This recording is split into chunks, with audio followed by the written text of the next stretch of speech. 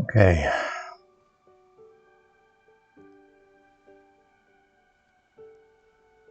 That's a whole lot. That is a whole lot of stuff. Okay. Import. Hello, hello. I believe we are live. Let's see here. We got there. Okay. Hello. Welcome, everyone. I think we are up and running. I'm just going to put the chat up top there. Probably make that easier to chat, talk to everybody here. Let me just check our camera here. Are we? No.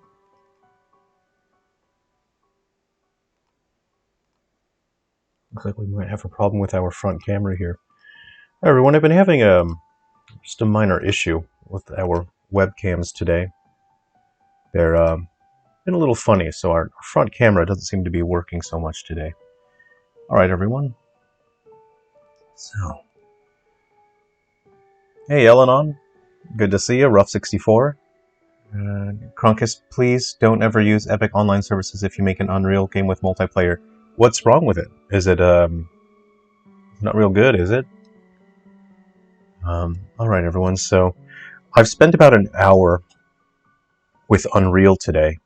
Let's see here. And I'm just a little...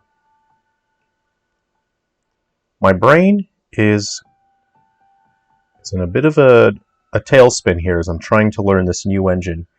And I had a project, what I had done earlier, I still have to talk like this for today because my front camera isn't connecting to the computer. What I had done earlier today, I just recorded about an hour video, and I copy and pasted some assets from Unity, just some Silver Falls characters and a monster, and I couldn't even get it to draw a character correctly. And then a bunch of stuff in the game broke, and I didn't even do anything. So it was quite difficult, and I can tell that there's going to be a steep learning curve here. So yeah, I'm a little bit. I have more perspective now. I'm a little bit. I'm slightly stressed out because I was trying to use Unreal, and it's not as self-explanatory as I hoped it would be, and that's my fault for my expectations. But the engine is very different from Unity, and I think the takeaway here is that we need to be extra patient for developers who are moving from Unity into Unreal, because it's going to be a very difficult process. I only spent an hour with it this morning, and I had major problems the whole time, so it will not be easy. And that's the takeaway, and the whole point here is please be patient with your game developers, because it's going to take them time to learn how to use Unreal if they're coming from Unity. There's a lot going on here. I've just wanted to copy and paste one character and one monster, and it's quite time consuming, and it's taking quite a bit of time here. All right, I'll do that, Crunkus. I'll be careful using the Epic Online Services. Is it sort of does it sort of spy on your activities, or is that the deal, or what? I just want this to import my characters. I have one character and one monster, and I'd like to bring them in. So I'm just waiting for that to finish on up here. So how's everybody doing? How's everyone going? I just want to relax and have coffee for a little bit. I'm waiting for this to finish up. I would like for this to go away so I can just get into my project here. Okay. It's a little slow to import things because this computer is quite old. This computer's around 10, 12 years old or something like that. So nothing runs so fast on here. So, I'll be a bit patient. Older versions of Unity run great, and that's what I was using this machine for, is older versions of Unity. So, let's see. I'm just going to say yes to all. What else? Oh, see, there's a lot of these messages that come up. I don't understand what they mean, really. Okay. I don't understand what anything means. Yeah, that's fine. I would like it to just get out of my way, though. After 1 hour, yeah, that's my experience so far. I have 1 hour with Unreal. Having used Unity for about 10 years, my prognosis is this. Well, it's not really a prognosis. I would say my perspective is this: is that if you were to be driving a car, Unity would be driving manual, and Unreal would be driving automatic. And if you try to drive an automatic vehicle the same way that you drive a manual vehicle, you're going to grind your gears and you're going to destroy your car, and you're really going to mess things up. So Unity is driving manual. It doesn't get in your way. Unity does not do a whole lot to help you, but it also doesn't get in your way. Unreal does a whole ton to help you, but it also gets in your way a fair bit. And that's what I found after using Unreal for 1 hour. I just wanted to do the most basic things, and I couldn't even accomplish the most basic things without seemingly corrupting my project, because I could not figure out how to make it stop doing things that were so messed up that I just had to start a new project. And that's why I'm booting up a new project now. And I've never been in a situation like that in any other game engine where all of a sudden that I didn't even do anything and it's no longer working, and I can't figure out how to make it not be broken. So this is a brand new project. I'm going to hit play, and it should work just fine. The character should run around. What I want to try to do is just put a Silver Falls character in place of that player character and have them run around. That's all I want to do. And in Unity, that's something you can do extremely easily. It's very simple, very easy to do that. Ellen on Dienderidge, you're playing Danganronpa Trigger. What console is that on? What is that? I don't think I've ever played that.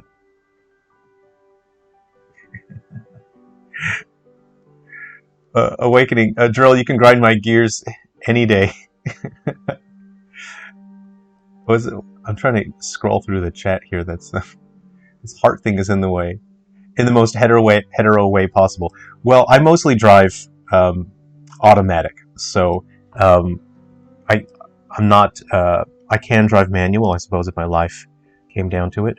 So I think the computer's doing something here. It seems to be sitting. And stuck for a little bit. I did have some other programs open earlier that are taking up some RAM. I'm going to close out of them now. I'm closing Maya. I think I can close Epic, right? I can close that. So my computer is a little sluggish at the moment. Okay, here we are. So,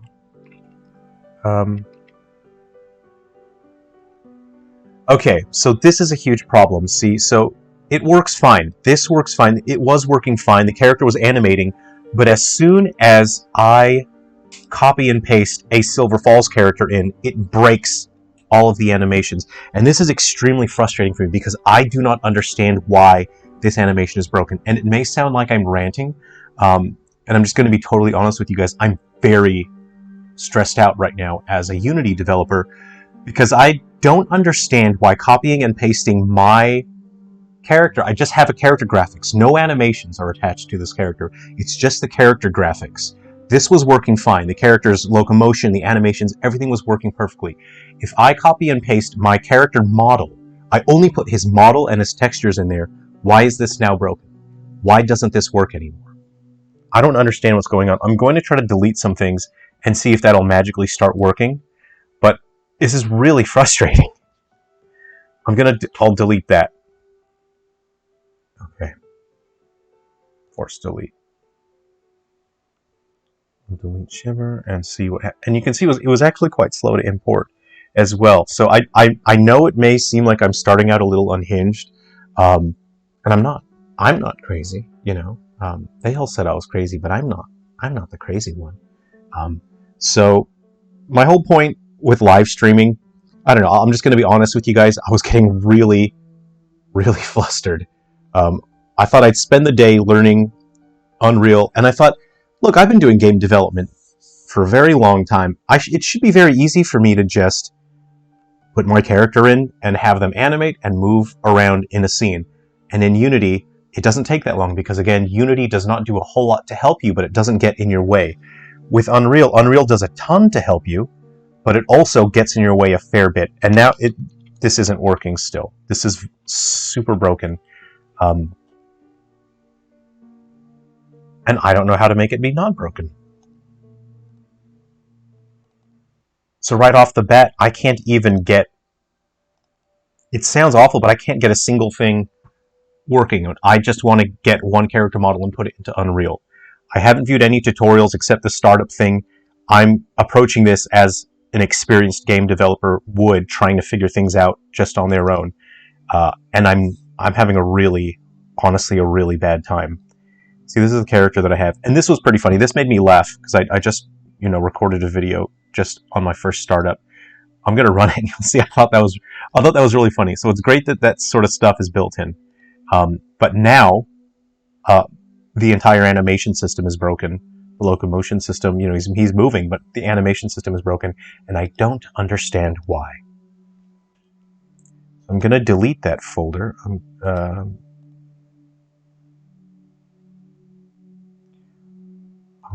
See, why hasn't the folder gone away, though? I told it to delete. I would like it to go away now. See? It's still there. I'm going to show in Explorer. Where is it? It's in there. So it's still in Windows Explorer, and it's still there even though I've told it to delete. So that's, and I'm here, okay, I don't want it to seem like I'm like criticizing Unreal, because I don't know anything about Unreal. It is my fault for not knowing anything about it, and obviously you would need days and days of tutorials just to figure out what's going on. But there are some very, very basic things that they don't make sense to me, and it's frustrating. And I'm not live streaming as a content creator, like, oh guys, check it out. What up, my boys? Today we're gonna talk about how bad Unreal is. Like, that's not why I'm doing this. I want you guys to understand how frustrating it is. If you've been developing in other engines, it is so difficult moving to Unreal because I can't even make one basic thing work. So I've deleted my character, my human character, and my monsters. I put 2 monsters and 1 human character in there. They're now deleted. Logically, what I would expect to happen was, okay, this should start working again because the animation system is broke after I put my characters in. I'm going to hit play, and it's broken still, I think. It's broken. So now we have to start another new project in Unreal. I just started this new project. So I'm doing it again. I'm closing out of this. This is very, very frustrating. Okay. I'm going to launch Unreal again, and it took me even about half an hour trying to figure out how to get character textures loaded in, and it was, I'll go through that process again, but it is significantly slower than Unity. You have more power, and the way I describe it is that there is a much higher initial investment of time when it comes to Unreal. It takes longer to set things up, but long term you have more power.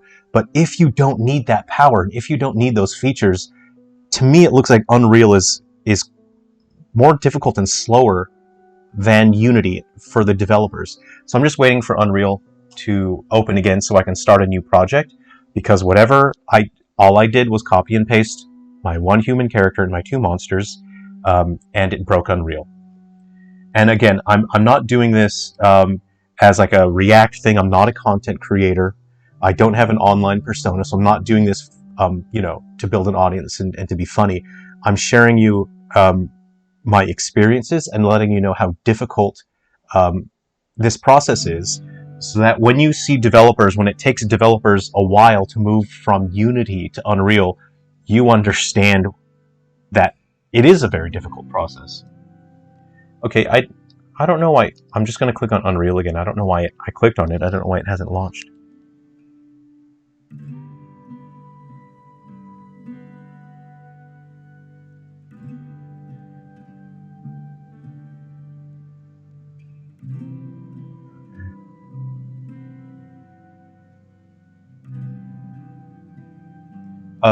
Super Smash. You heard on 3DS there was one game that used the Unreal Engine. Huh.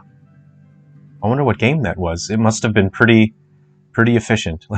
Awakening, you've spoken with the uppers and they are also worried about the possible lack of vascular graphics. We need to brainstorm. You also have 2 other games in the series and a bonus game they made, Danganronpa Ultimate Summer Camp. That sounds fun. Canadian Boy, it's not too hard. You should know how to learn it. One of the best courses is Tom Lumen series. I'll look that up. I will. David Klein, you have my sympathy. I learned like GameMaker 6.0 in college. Now it looks like Unreal. I used GameMaker in the early to mid 2000s. I don't know why Unreal's not opening right now. I'm asking the Epic Games to launch Unreal, please. I've clicked on it, so I know. I'm going to Control-Alt-Delete, but I know that, you know, like clicking on it multiple times is probably going to make it worse. So I'm going to open my task manager here. This is a very old computer. Again, this is not Unreal's fault. It's not the Epic launcher. This computer is like 10, 12 years old because this is what I used to make games for 3DS and Wii U. This computer's been set up for a while. Okay, so Unreal Editor's opening now. So, you know, it's definitely not the editor's fault. It's not the launcher's fault. And I just want to take a deep breath and relax here. And I'm waiting for it to open still.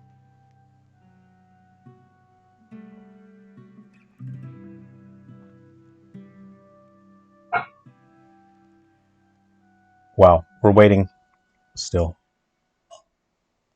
One thing, so I'll share with you what I've learned. I've only spent an hour.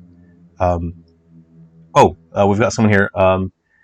Just a heads up, if you have long compile times, you may need an SSD. Very few people mention it, but hard disk drives bottleneck. The compile time's really bad if you're using C++. Oh, I read that. I did read, you know, the difference between blueprints and C++. So thanks for that heads up. This machine's quite old. It's running on hard disk drives. I just want to open Unreal. I just want to start a new project. I started a brand new project right before I started the stream, and I thought everything's going to work great. All I did was copy and paste one human character, and it broke the entire animation system in Unreal. I deleted that character, and then it still was broken. And I don't understand that. There's so much that I don't understand because I've never used Unreal. And I'm sure there's a way to fix it, but every engine has so much complexity to it. And I just want to show you it's not as simple as just I've seen many people, here's the thing, I've seen many people online saying, oh, it's easy, it'll be easy for developers to move from Unity to Unreal. You just copy and paste, you already have all your graphics, just copy and paste your graphics from Unreal, from Unity to Unreal, copy and paste your sound effects, copy and paste your UI. It is not that simple because I just copy and pasted one humanoid character and it broke Unreal. And now nothing in that worked. So now I'm waiting for this to load up so I can just have a brand new project. And I don't even know how I'm going to get a single Silver Falls character into Unreal because it seems to be breaking it. So my dogs are barking. If you guys don't mind, I'll just be right back. I just need to check on the dogs.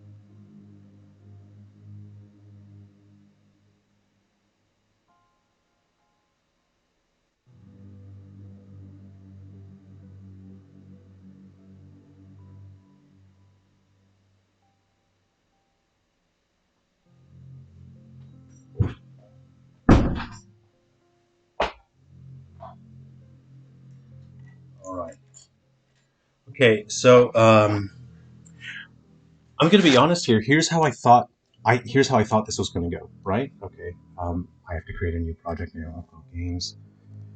Next. Oops. Sorry, let me put on my lapel mic here. Okay. Finally starting. Click on third person. Click next. I'll use blueprints. Okay. And my project name will be God, please just work. God, please. I mean, that's enough, right? Let me just double check. Oh God, please just work. God, please. Oh, project name must not be longer than 20 characters. Okay, yeah. We'll leave it at, oh God, please just work. And that should do it. Let's go ahead and create a brand new project here. So I'm going to be honest with you. Here's how I thought this was going to go. I thought that I was going to, because everything I've heard about Unreal is, oh man, it's great. It just works and it does all this work for you. That's what I've heard from people. And so I thought, awesome. What I'm going to do is I have all my character graphics. I have all my monster graphics. And I thought, I'll just load all these graphics into Unreal. And everyone said Unreal is just going to do all this work for me. This is going to be great. And I didn't foresee that putting like my humanoid character graphics in there will just break it. So now I need to figure out how to use Unreal the way that I'm expected to use it, because obviously every engine expects you to use it a certain way, So, yeah, and I mentioned to start out when I first started the stream, I just mentioned the difference between Unity and Unreal is the difference between driving automatic and a manual vehicle. Unity is a manual vehicle. Unity does not do that much to help you, but it doesn't get in your way.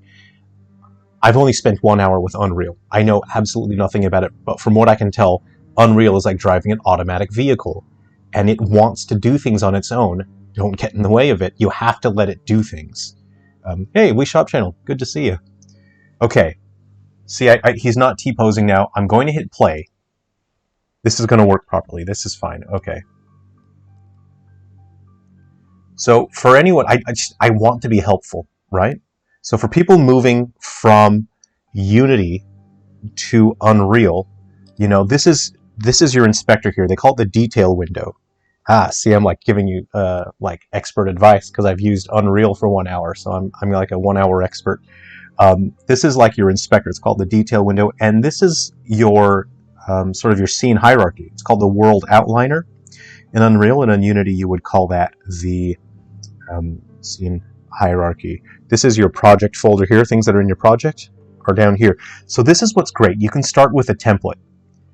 And this is a brand new project, and it just works. I think the locomotion is fantastic. The movement and the jumping physics feel great.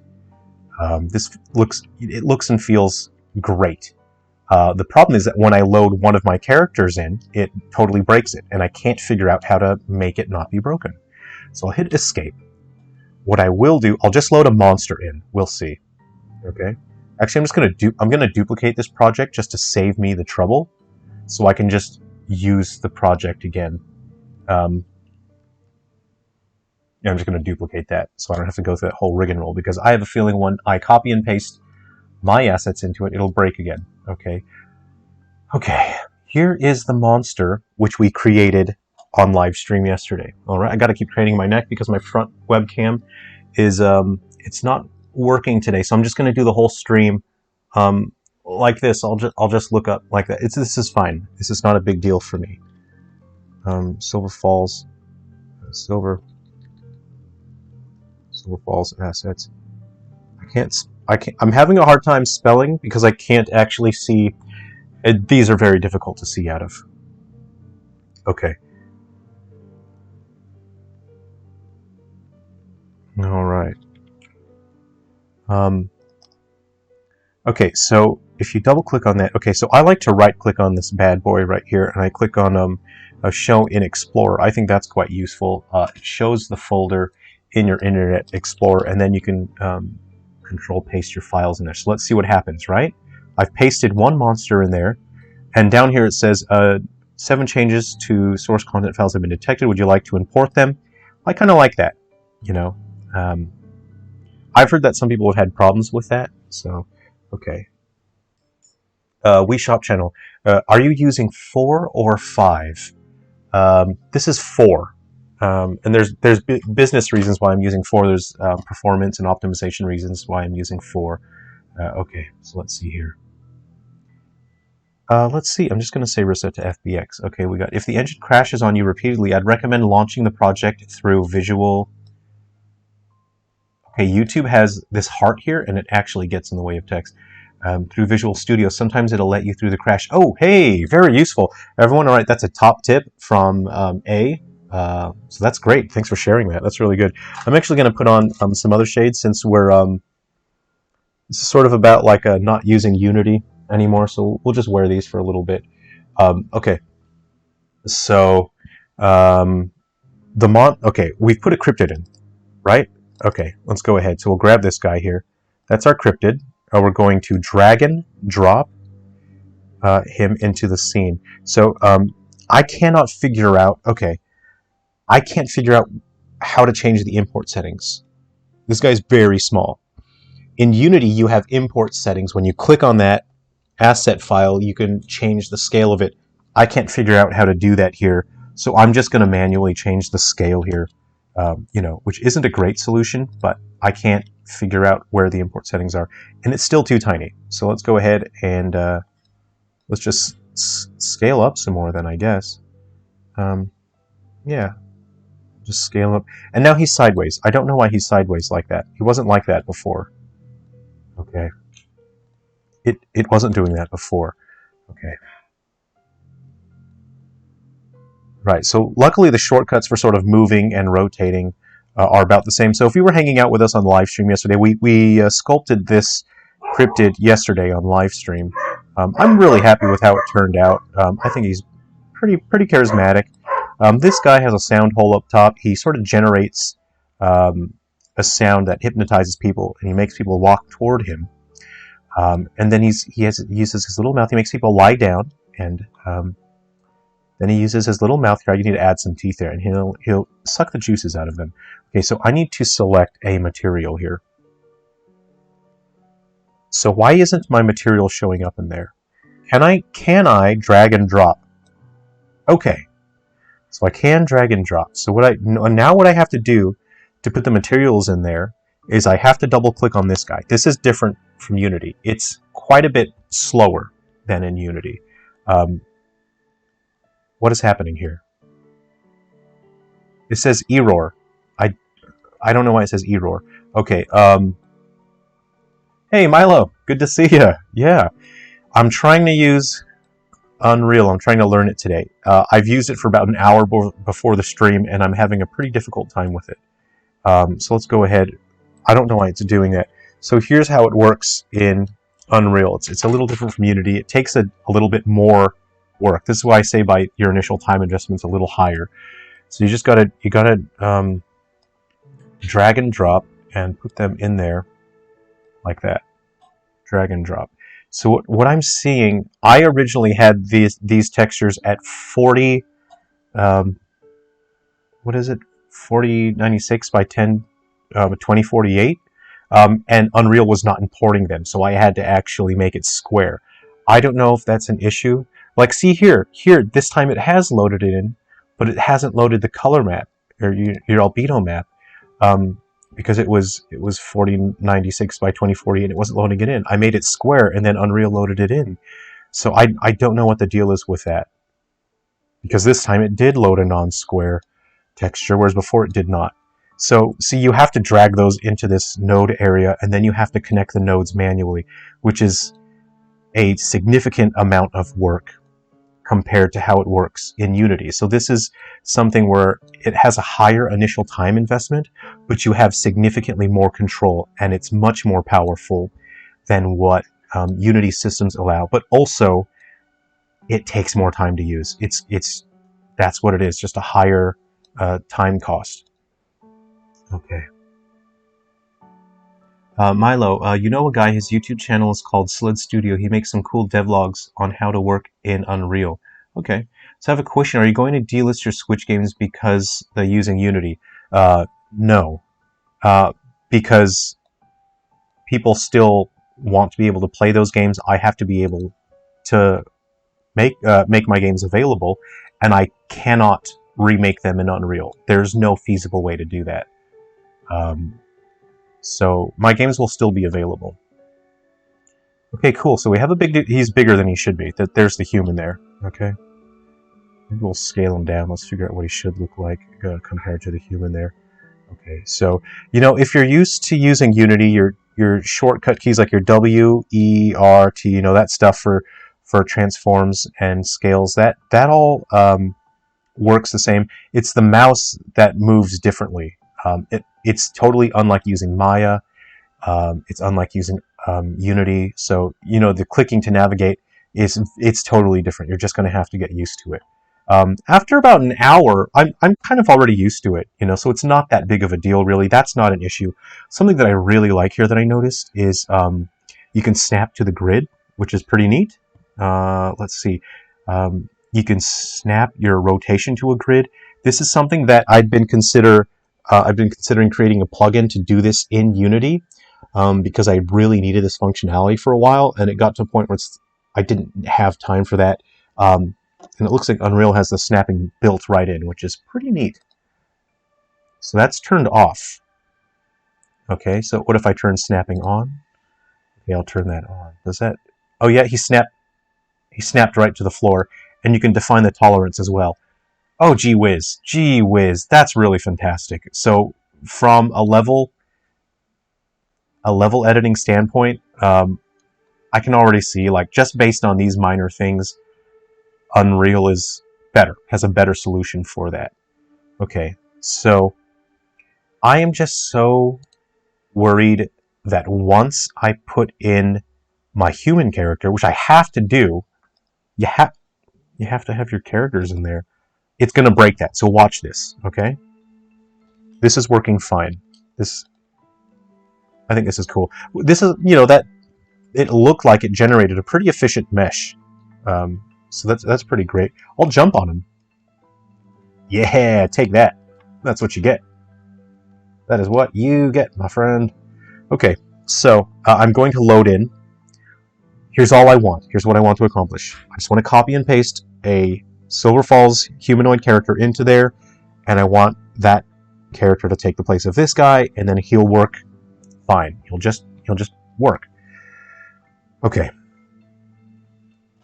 So, but every time I've done this, it just breaks everything in the game, and I cannot, even if I delete the human character, it no longer works. So I don't know how to make it not break.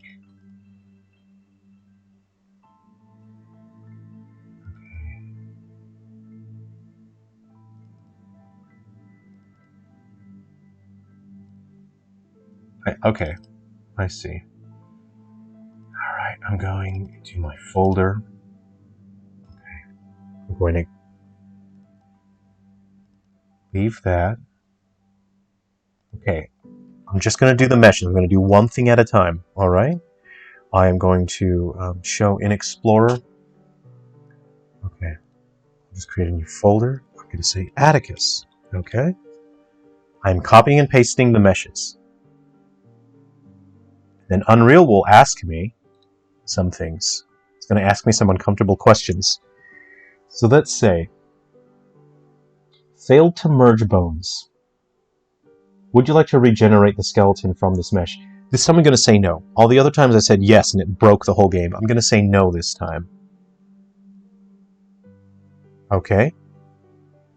But from my understanding now, it'll likely be broken. It likely won't want to animate this guy ever.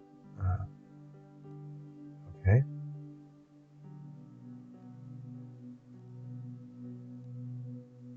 Skeletal mesh, physics asset. So it's generated some things here, like a physics asset. I'm going to drag and drop here. Okay. So my mesh is now in, but I have a feeling that... Okay, so I'm going to run it. Okay. And previously he ragdolled and fell apart, which told me that it did sort of generate a skeleton form. Let's run it and see what happens. Okay, so that didn't happen this time. So he didn't ragdoll and fall apart, but also it didn't break my game. So that's something different that's happened this time.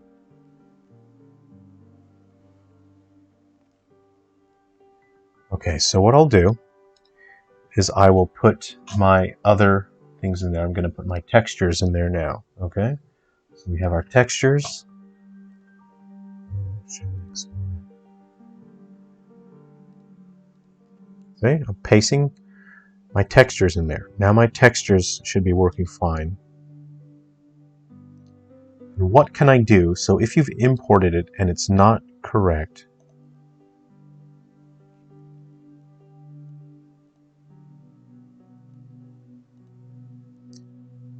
okay. So what I'll do now, I'm just going to delete. Hold on, it should. I'm wondering if it's going to import my materials correctly now. We'll see. No, no, no, it's still going. No, no, I don't know what happened. I don't want to have to do all that again because it's actually quite slow and laborious. Okay. Okay. My textures are in there. Meshes are in there. So if I... Okay. I'm going to right-click on this and see what I get. Skeleton. What if I assign a skeleton here? What if I assign... Okay, so here's the thing. The skeletal system that he has right now, it doesn't correlate to the skeletal system in Unreal. It says it's missing all this stuff. You know, it's because the bones would have different names. Okay? So, what can I do about that? I'm going to right-click. I click on skeleton. What if I create skeleton? Can I do that? I'm just going to hit enter. It's sort of created that guy there. I'm going to double-click on him.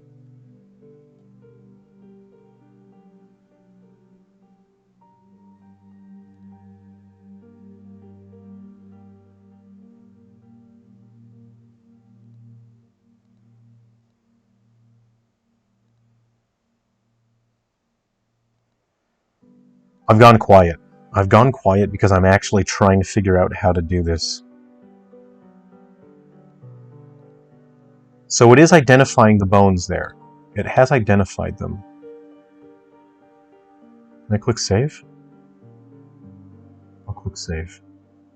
It has identified the bones, right?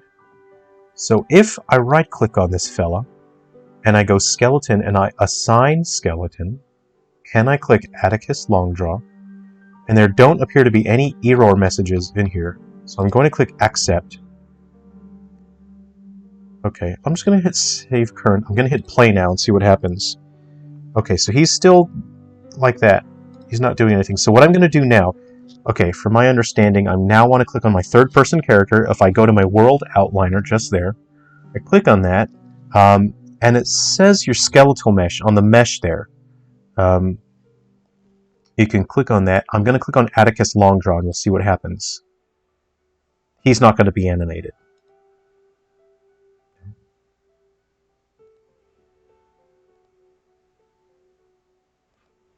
You have mannequin.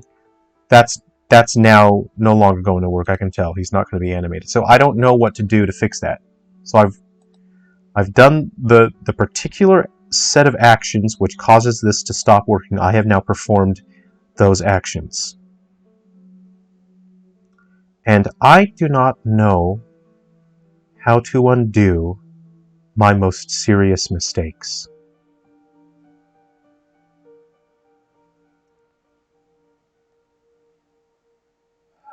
Wow, this is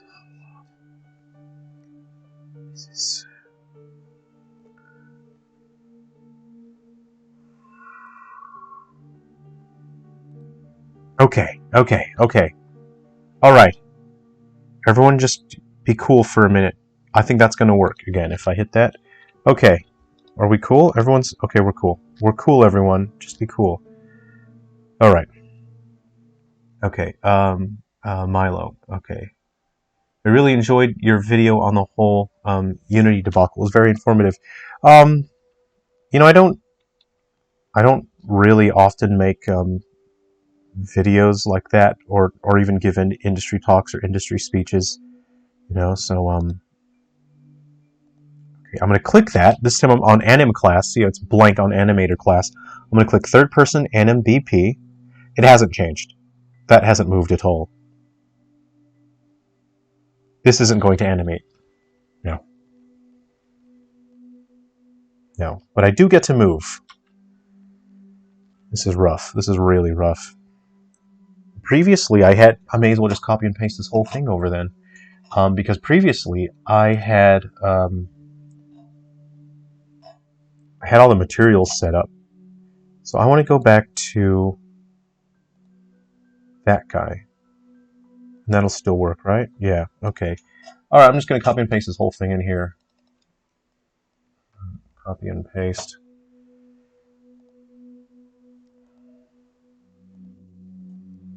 Here's what I'm going to do this time. Okay, see, this is... I'm going to just go to the Explorer and delete it because it didn't listen to me last time when I told it to delete. So I'm going to go ahead and just delete it from there. Oh, it's being used. It is being used. Move that up there. I'll go ahead and delete it from here. Okay, guys, I really just want to get a human character in here animated.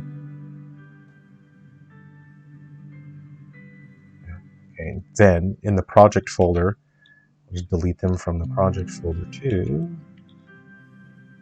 It's a little long-winded. Okay. Okay. But I can tell Unreal is just... It has so many more solutions built in. And because they're implemented and built by Unreal, I trust those solutions. There are very few built-in Unity solutions that I actually trust. I really don't feel good about using any built-in Unity solution. Okay, so let's see. It failed to merge those. I think I have to create a new skeleton like I just did before. There's a whole lot of stuff popping up. Okay.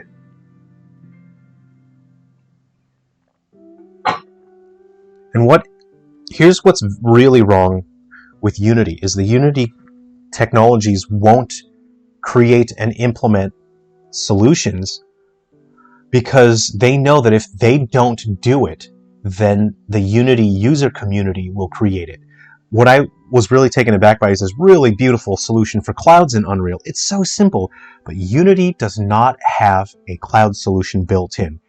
And they just let the community create a solution for weather and a solution for clouds. And Unity's attitude is, oh good, well now we don't have to do one. Just go ahead and buy this solution that's available on the Unity Asset Store. And it is like that for just about everything in Unity. There is not a good cloth simulation. There isn't a good rope simulation. There is a solution for that in Unity, but it is broken. It doesn't work well. The results are not acceptable, and it causes huge memory issues. It causes incompatibility.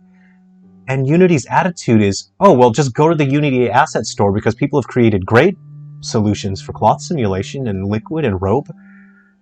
But when you do that, you have compatibility issues across different platforms, especially different hardware.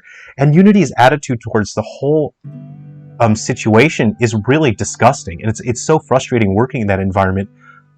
But the editors, it's so usable. I really like using the Unity editor. Okay. I have to go... So I'm going to bring Atticus in, but it looks like the materials I have to do them. Okay, select the materials, right? Okay. I don't know if they're still in here. This is kind of... Okay, that's messy. See, like there's a big scrolling thing. I'm not going to navigate that. That's a lot. So I need to find out where my materials are stored.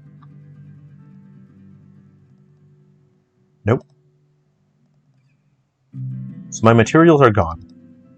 I had materials for Atticus. They are now gone. I don't know where they've gone to.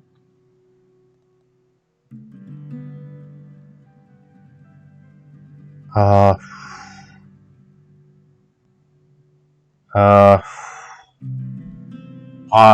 don't know.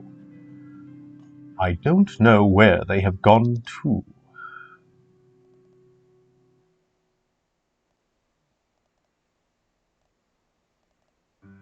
Okay. Great. So I'm going to try this. I'm trying to use this on autopilot because I've been using Unity for 10 years. I don't actually know how to use Unreal. I'm going to right-click. I want to create a new material. Is that what they're called? Materials and textures. I want to create a material. So, material. Am I doing this correctly? If anyone in the comment section knows that I'm doing something very horribly wrong, please let me know. And I'm not live streaming just to get free help from people who are watching. I don't know what I'm doing here. Okay. Waistcoat. I'm clicking. I don't think I'm doing this right at all. Okay, so I've created waistcoat down there. I'm going to drag and drop and put it. See, okay, here's what's frustrating. This really frustrates me, is I don't know which part of my character's geometry these materials are going to. All I have is element 1, element 2. I'd like to right-click and rename it, but I cannot. In Unity, what you can do is drag and drop your material. I'm going to drag it on there and see what happens. Did it select it? Did it go in there? It did. It did. Oh, thank God. Oh, thank God, because I couldn't figure out how to do that earlier. Wow. Okay. That's some relief taken off, some stress taken off me. Okay, so here's how it works. Oh boy, this is going to be... Okay. Here's how it works in Unreal.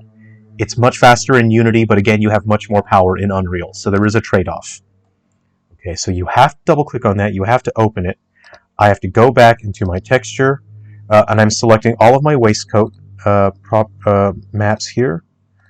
My texture maps. Okay. You drag and drop, and then you have to just move them so it makes sense to you. This is not something that you have to do in Unity because Unity does not have a node-based layout like this. Okay. Alright, so this is my albedo map. I'm going to drag and drop into my base color. My specular map, I figured this out earlier when I was fumbling through it for about an hour, is the RGB goes to specular and the alpha goes to metallic. And maybe I am doing that wrong. If I am, please let me know, because I've spent so many years in Unity and using other engines, and I do not know what I'm doing here. And that's the whole point of this video, of this live stream, is to hang out and chat, and maybe I can figure out how to use this thing. Okay, my waistcoat should be good. So now I close out of this node editor. Okay. Ascension the Dragon. Hi, how's it going? Thanks for coming to hang out. No Godot after all, or still keeping your options open. Well, I can only learn one engine at a time. So today it will be Godot. I can tell that Godot has too much power. I mean, did I say Unreal? Unreal has so much power that it's too much. And because it's so powerful, there is a lot of, as I said before, it's sort of like the difference between driving a manual vehicle and driving an automatic vehicle. Unreal is like an automatic vehicle, and it does so much to help you, but it may be too much power, depending on the project that you're creating. So I'll learn Godot, and for projects that don't need all of this power, it may be faster overall to use Godot, just depending on the project. Okay.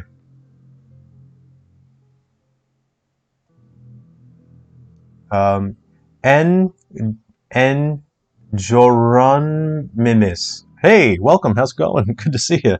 How was your day today?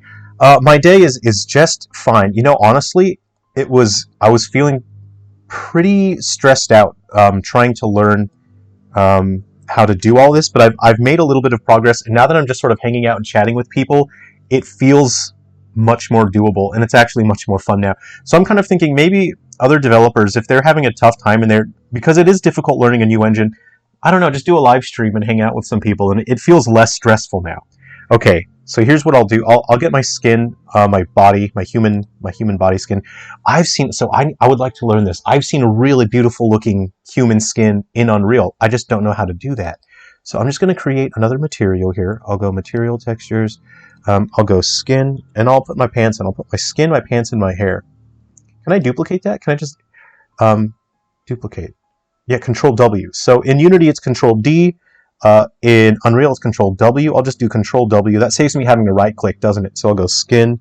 I'll go hair. And I'm willing to bet Unreal has a very good solution for hair. I like this. When you duplicate, it goes straight to typing the file name in, which Unity does not do. You press D in Unity, Control D to duplicate, then you have to right-click on it and rename. In Unreal, it goes straight to renaming it, which is logical, so that's something that I really prefer, having seen that just now. Here, let's just give him his hair, his skin, and his pants. There we go. So here's what we're going to do. We're going to double-click. Oh no, we're going to drag and drop. Okay, so okay, this is good. You drag and drop that material, put it on the pants, the skin. You drag and drop on the skin. And the hair, you drag and drop on the hair. You can double click on it there, I'm assuming. So let's try that. Yep, same as double clicking on the side there. Then you can go to texture. And again, so I don't have all my resources for this because I built an elaborate, complex character framework using Unity. So all of my stuff for my characters is in Unity, and you can't port it. You just have to create everything again from scratch. So this isn't going to look as good as it would, if you already had the system set up.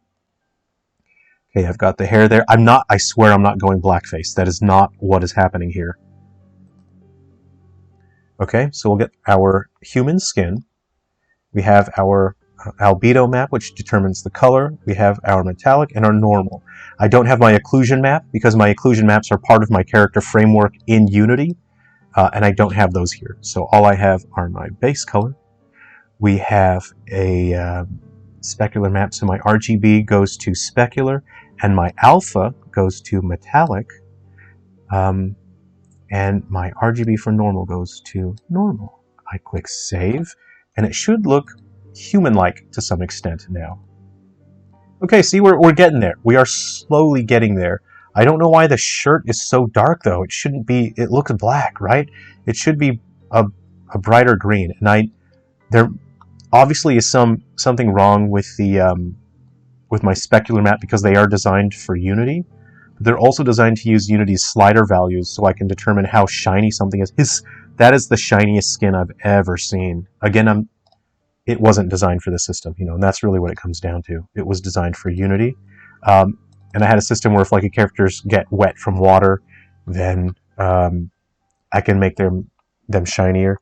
So okay, let's get this guy's pants on here. Okay, just move that over, and you just got to get used to doing all this. This is just how it is. And if I'm doing it wrong, please let me know, because I've been using Unreal for about 2 hours now. Okay, RGB, specular, and then I think I'm doing this correctly. And my normal map can go in there. Save it. Okay, let me catch up with the chat here. Let's see.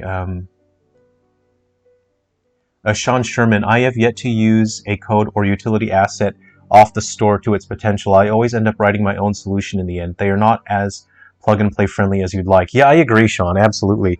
There's a couple that I really rely on because they're just powerful tools. And there's even something as simple in Unity. I had to get someone put it on their GitHub, is your scene view can get outlandish, and your project viewer can get outlandish because you have so many directories. Someone created a plugin where you right-click and you go collapse all, and it closes everything. And if you don't have that, it is excruciating working in Unity because there's no way to have everything just close. Why doesn't Unity have a solution like that? It's very frustrating. Let's see, Sean. Yeah, materials and textures. Yep, you can drag and drop and think you'd name the material on import of FBX or in Blender before export. Okay.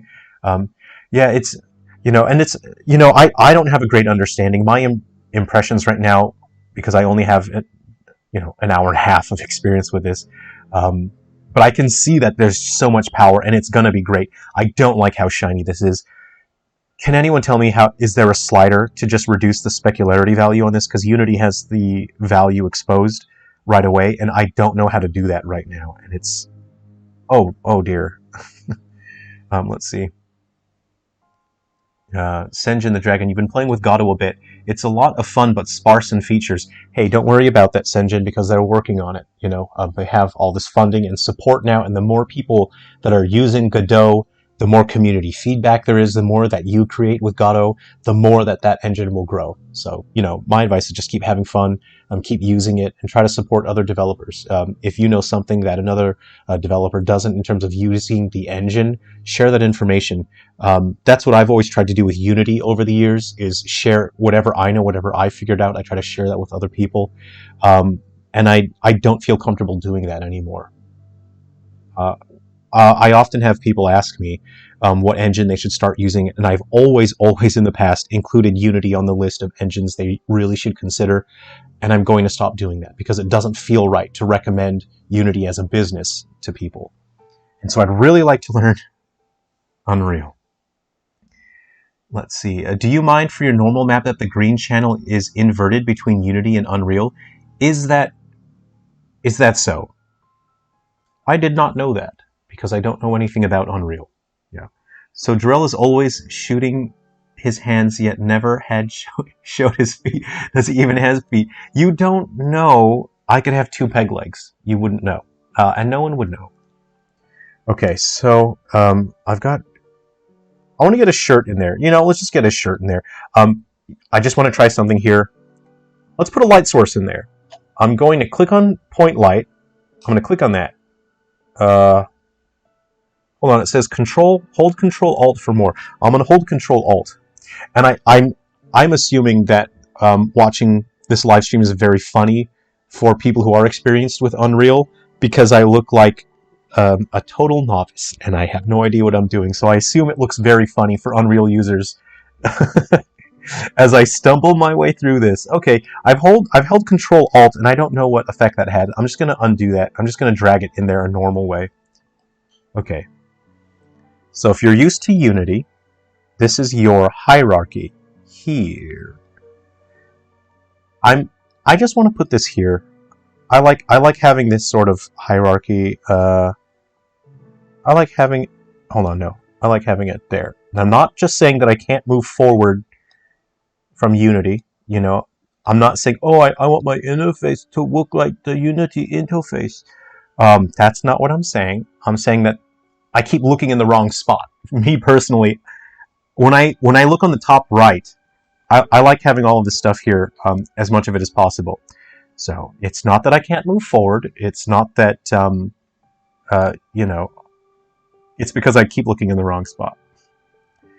Okay, so I'm going to click on my point light, which I can see that I have there. If I click on this little eyeball here, that will hide my light. Let's turn him on. Okay, I press W, and that is my move tool, which I like. That's similar to 3D modeling programs. Okay. Can we give this... Okay, so let's look at what are in the details here, because this is my first time seeing any light source in Unreal. I don't even know anything about light sources in Unreal. So let's all learn together. And if you already use Unreal, I probably look like a big baby man to you. So we have intensity here. You can slide that around. Okay, yeah. Let me share something with you guys. So when I was creating the Silver Falls games for the Nintendo 3DS, 3 Down Stars uses dynamic real-time lighting.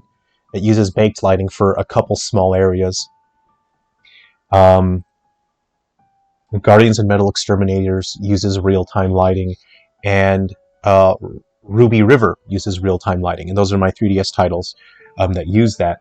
I actually had to create multiple light sources because the lighting system in Unity, I had to go vertex lit. I didn't have access to deferred or forward, so everything was vertex lit, and it was well, the renderer, it was trying to use forward, but the actual shaders were vertex lit. And I think at the end, actually, I got less crashing once I switched to deferred, but all the shaders were vertex lit, and the lighting system is so bad for vertex lit, I actually had to create 2 light bulbs every time I wanted a light bulb there. So I had to have a light bulb nearby, but then the lighting would suddenly stop, and you would see a circle. So then I had to create a second light bulb in the exact same position as a child of that light bulb. I would make that light bulb half the strength, and I would make it have a farther range, so you get a smoother gradient. And that's one of the tricks that I had to employ to get more organic and natural looking lighting on my 3DS games using Unity. Whereas looking at this, and sometimes I feel that way, even, you know, with modern lighting systems, sometimes I feel light bulbs have very bad drop-off. And I suppose you could fix that with like your cookie settings, you know. So I don't know anything about that in Unreal, so let's find out. Cast shadows, okay.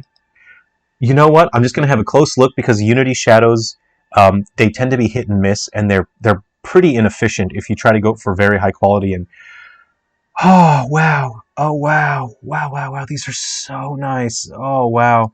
So Unity has a major issue with its built-in shadow system, and that is geometry has a very difficult time casting shadows accurately nearby. So let's say I have my mouse pad here, right? And let's say I have my coffee cup. Okay, I'll put this in a spot where you can see. You see where it's casting a shadow? You see behind here there's a shadow? Sort of, it's hard to tell because of where my light bulb is, isn't it? But there's a light. Is it better? Is that better? No, that's not. What about this? Can you see that? There, you can see the shadow behind that, right? Whereas if this was Unity, you see there's a shadow right here. If this was Unity, you would see a gap. There would be a visible gap between the shadow and the object and the geometry. And Unity has always had this problem. And you can change some settings to try and alleviate that. And it does fix it a little bit, but it's basically always present. And it's mostly visible when you see a character, say for example, wearing a baseball cap, because you'll see a gap underneath the baseball cap where there's no shadow being cast.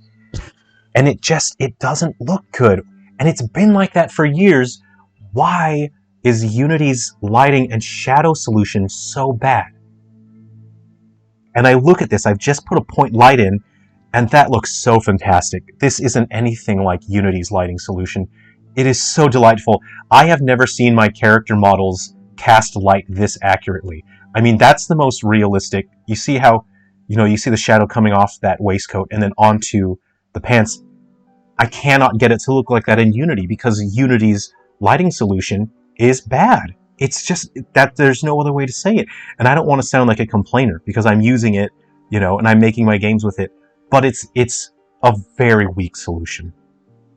Okay, so I'm going to examine this light some more here. Let me catch up with the chat here. Unity does OpenGL, Unreal does DirectX. They use different format normals. Okay, but shouldn't be too hard to convert. That's interesting. There's even a switch on the import for it. Oh, okay. That's great. Kill Faye. How's it going? Thanks for coming to hang out. Let's see. You've got about as much experience in Unreal as I do, so watching you has me inspired to open the program back up. That's great. You know what? Kill Faye, you and I, we're on an Unreal journey together. That's it. We're on an adventure. We're going to tackle this thing. It's tough. You can see that I'm having a tough time with it, but you know what? I'm kind of hoping people will see, like, I'm just a random guy, right? And if people can see, well, this random guy can figure out Unreal in a couple hours, you guys can do it too. And probably, it's very likely many of you out there are just much smarter than I am anyway. You guys will likely be able to learn Unreal faster than me as well. So let's do it. We've got it. We can do it. And hopefully stumbling through this, you guys, if you see me do something, you'll think, oh, that's how you sort of do that. I'm stumbling through it. Oh, you can adjust the temperature? Ooh. Okay, so let's see. We have a light slider here, which is pretty typical. I like that color temperature. I don't know what to do about that. Ah, here we go. There's a little tick box that says use temperature. I dig that very much. Oh, yeah. Yeah, I like that. That's real great. So the higher the temperature of light is, the more warm the color will be, the more sort of red or yellow it will be. And the colder the temperature, then the more blue the light will be. That's neat. I like that. And turn off casting shadows. I like that. Okay. Volumetric scatter. Intensity of the volumetric scattering of light. I'm going to crank that right up. I'm cranking that volumetric slider right on up, man. We're going to max that out.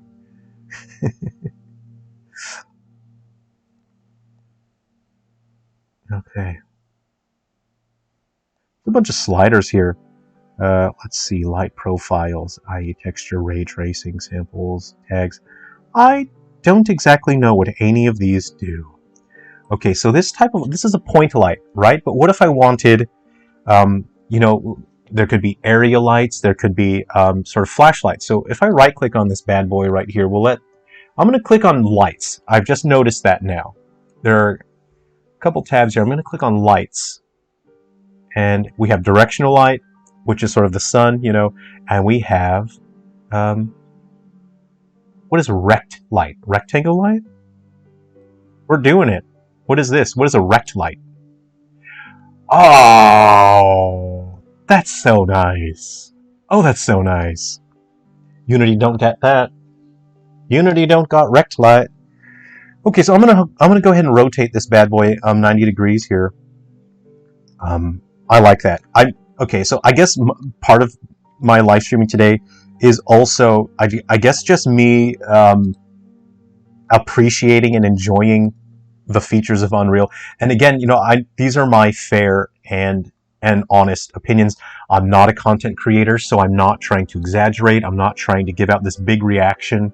You know, I'm not trying to go, you know, like, what up, Sun Grand fam? Subscribe to my channel. Click that donate button below the video to give me $10 because I want to get a PS5. Like, I'm not doing that.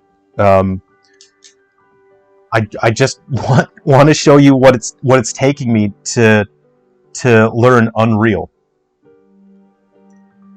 Let's see. So I'm trying to figure out barn door angle. What is that? Yeah, I like that. Nice. Nice. Barn door length. Okay, okay.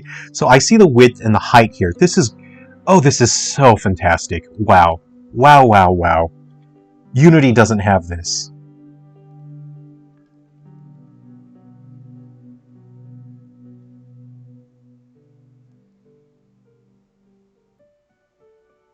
Okay. Oh, wow, wow. I love this. I love this. They're snapping. You can snap to rotation angles, and you can snap to a grid. And I've mentioned earlier in the stream before, in the past I was going to build my own plugins so I can achieve that in Unity, because I am working on a framework that will let me build houses, so it'll let me build the exterior and then build all the internal stuff, and I needed to build a grid snapping function, and then I just never got around to it. And Unreal just has a solution built in. Unreal has so many great solutions built in. Oh, wow. I like this. I like this so much. Okay. Okay, so, I want it to, what's the word? I want it to reach farther. Do I increase the intensity on that, or what's the deal here? We have intensity. I'm gonna go ahead and drag, it's at 8 by default. Okay. And let's sort of change the color.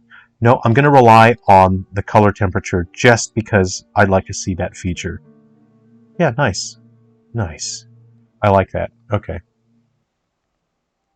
Does anyone know out there if by default this renderer is in deferred or forward? If anyone in the comments knows. Because I don't have enough experience with Unreal and I haven't seen the settings, so I don't know if this is in...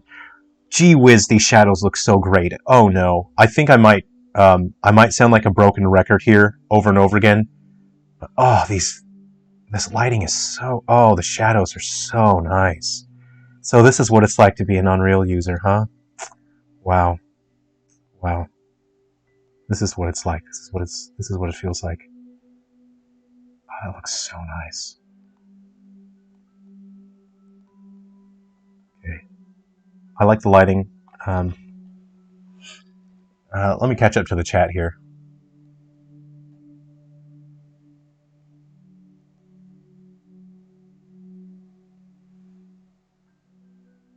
Awakening, we are the shadow people who respect our authority.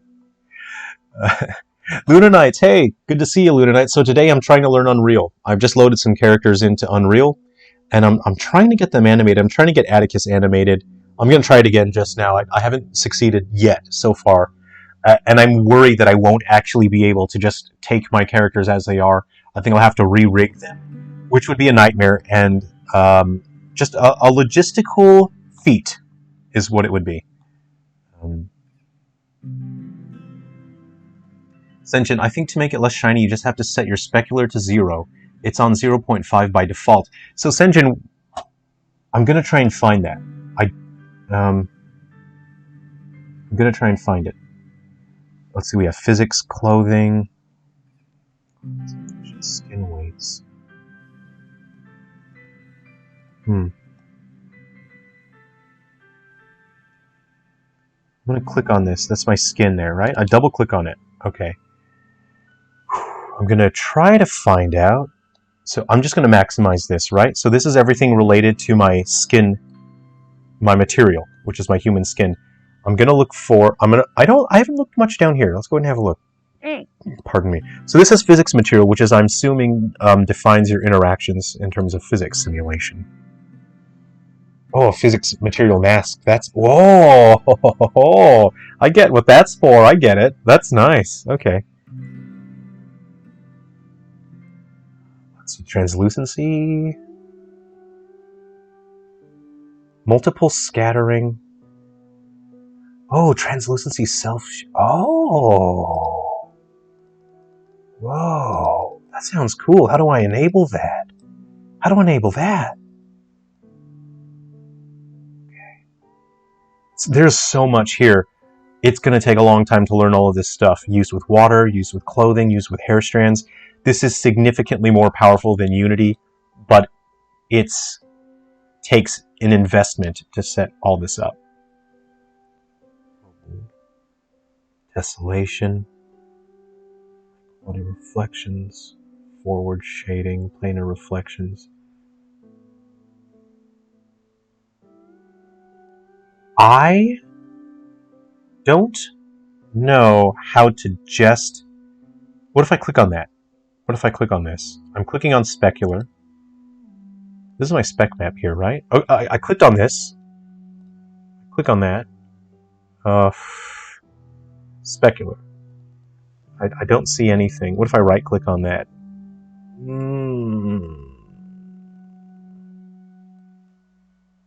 Subsurface profile. Subsurface scattering, is subsurface scattering built in? Does Unreal have that built in? Oh, that'd be so nice. It's been so many years. It's been so long since I've been looking for a subsurface scattering solution in Unity, and I have not found a single solution that works. And I've spent so much money buying community-made solutions that are not compatible with Nintendo Switch. I feel so old. I feel so old just based on the amount of time that I've spent trying to find a subsurface scattering solution. Please tell me Unreal has that solution built in.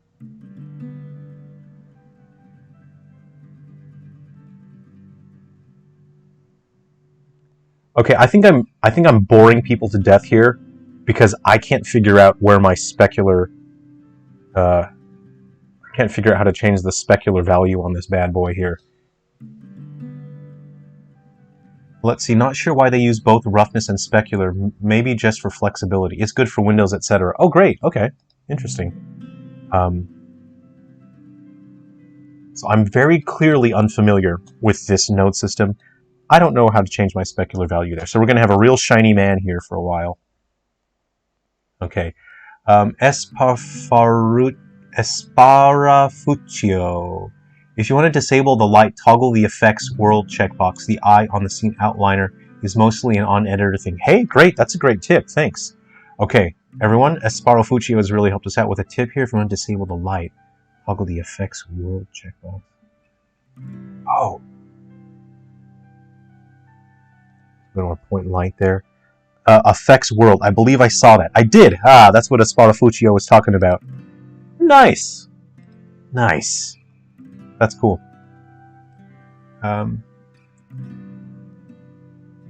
Okay. The things that come prepackaged in Unreal can be absolutely awesome and huge time savers. The problem is when the editor feels unstable for no good reason. You know. And, you know, I think that tends to occur when your software is that powerful. You know. I often sometimes have an issue when I'm using programs like Maya, where it's just, there's so much power here, And for Maya, it's about focusing on the features that I do use, and then I mentally just filter out all the stuff that I don't use because it's too powerful. There's too much stuff in Maya, way more than I'll ever need. And I have a feeling when it comes to learning Unity, Unreal, you're just going to have to visually not look at everything and just focus on the one thing that you need to learn at that particular time. A light reach is the attenuation radius. Hey, cool. All right. Thanks, Sparafuccio. We are going, we're going to look for that attenuation radius. Ah! I'm not trying to be like a YouTuber with a cool catchphrase, but Unity don't got that.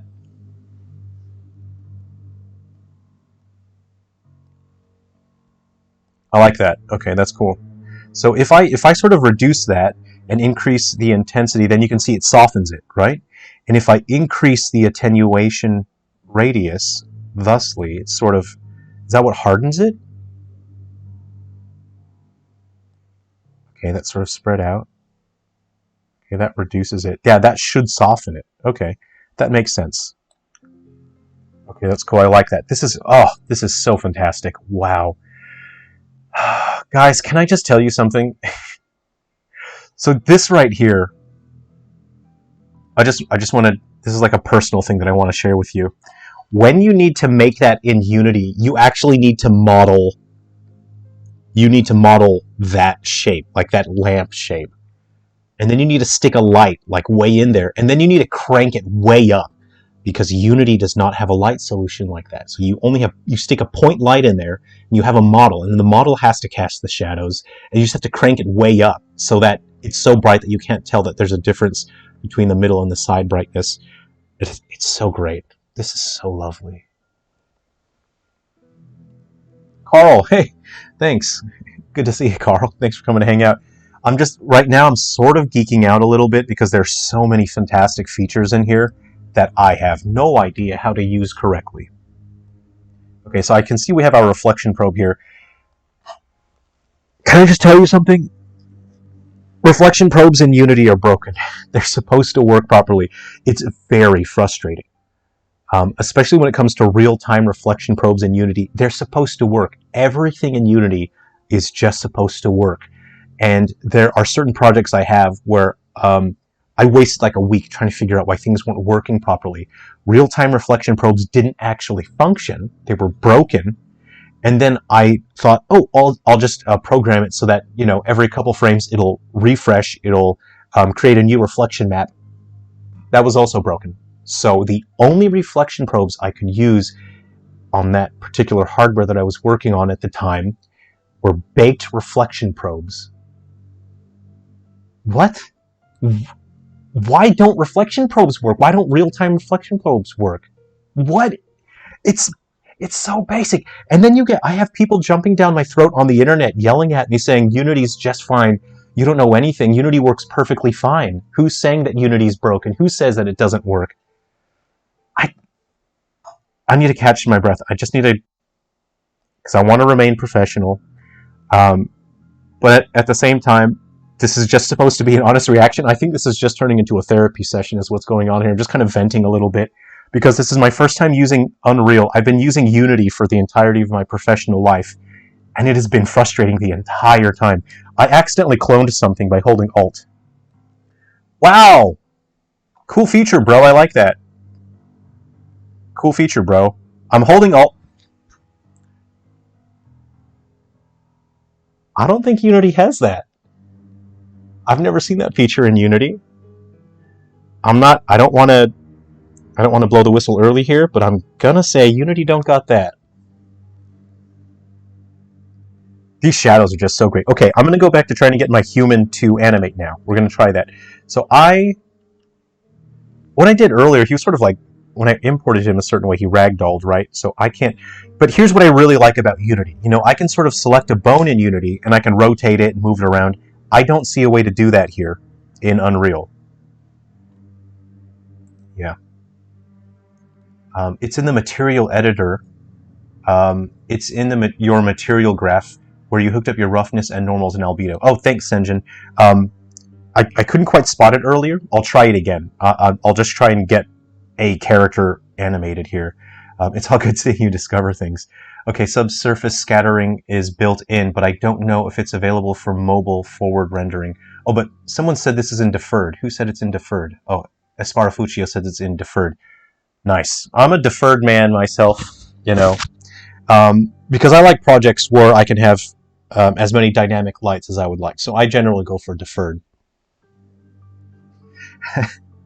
Jerrel's going to make this stream rate R with his excitement. Look, I'm actually really liking Unreal. I'm really liking this. The specular in materials only works on non-metallic materials. It's used to vary the default specular so a leather and a rock don't have the same plastic-like reflection. Okay, thank you, thank you. Rashad Z, Unreal is treated more like a level editor versus general purpose like Unity. Okay, I'll try to keep that in mind. That seems like an important philosophy to keep in mind when working in this.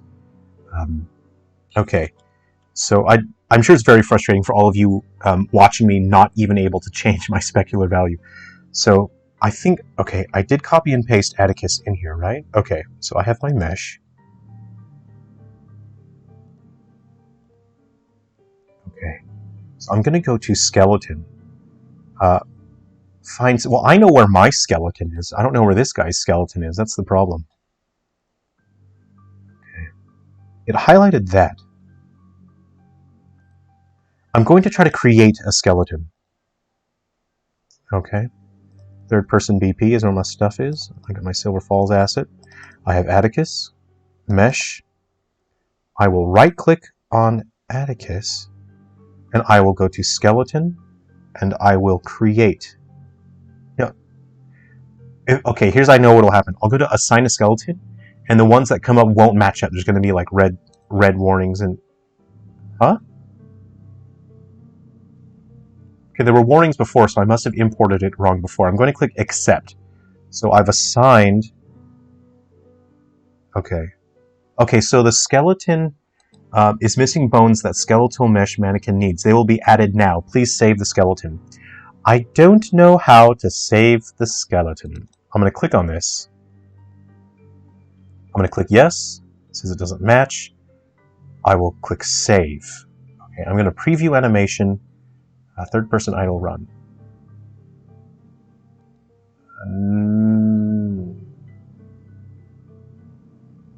Record. Whoa. Okay, so I'm very clearly doing something wrong. Anyway. Okay, so now I go over here, I click on the third person character, and this time I'm going to select Atticus Long Draw. But what about that one with the clothes? I want that one with the clothes. I very clearly do not understand this. Okay, so I have that, right? I'm going to try something. So, in Unity, if you've got something in your scene view, you can drag and drop it into your project, and that will create a prefab. And,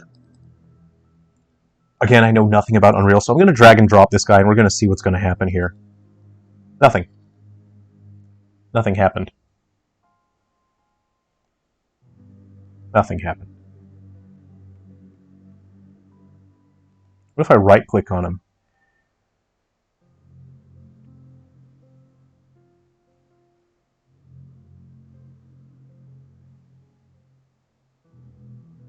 Wow. Wow, wow. Okay. I need to learn how the equivalent of Unity's prefab system, I'm going to have to learn how that works here. And this is going to be very difficult. This is going to be an interesting step. And I'm glad that I've hit this point where I don't know what to do, because there will be many other people out there who use Unity who won't know what to do in this situation. I want to turn that into prefab. I want to stick it in my project so that when I need it, I can use them again. Let's see. It's actually really awesome that there's people in the comment section helping. That's really great, because I know that there are going to be other people that will see this, and then they'll see the help. And this is really great. So the community is working together. Select the little dot in front of specular and drag a node out of it. Oh, okay, thanks. You can pick scalar or some other data type that holds a float. Ah, okay, that makes sense to me. That's neat. If you're sorry if we're overwhelming you. No, it's great. Pump out as much information as you can, because I'm sure there are people out there that will benefit from it. The skeleton would be blue T-posing asset in your asset menu drop down. Here's a tip for optimization. I usually use for materials in Unreal 4.5, make a regular material for general asset that holds the main texture and metallic values. Ah, nice one. Okay, nice. Prefabs are blueprints, which are different from blueprint programming. Ah, thank you. That probably would have taken a while for me to figure out. So a blueprint is a prefab, but they're different from the blueprint visual scripting. That's what you're saying. A material instance that reference the original material and chain. Okay, yeah, that saves time and memory and time. Wow, I'm going to have to come back and read that just to make sure I understand it fully later on as well. Okay, so Unreal doesn't quite have the exact equivalent of prefabs. The close thing would indeed be blueprints. Okay, so, right, so I'm going to double click on this. I'll double click because that's what it is trying to use. Okay. I will click on that. Yeah, it says the doesn't match the skeleton. Would you like to regenerate the skeleton? I will say yes, and I'll save it. Right? Oh, I've got some... Okay, I got my windows opened up here. Okay, skeleton. That shows a skeleton. Okay.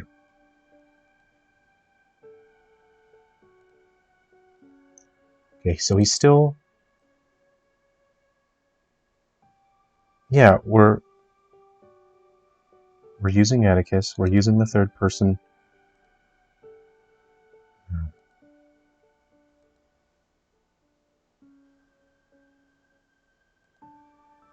Okay. This must be extremely frustrating for people because I cannot get it working.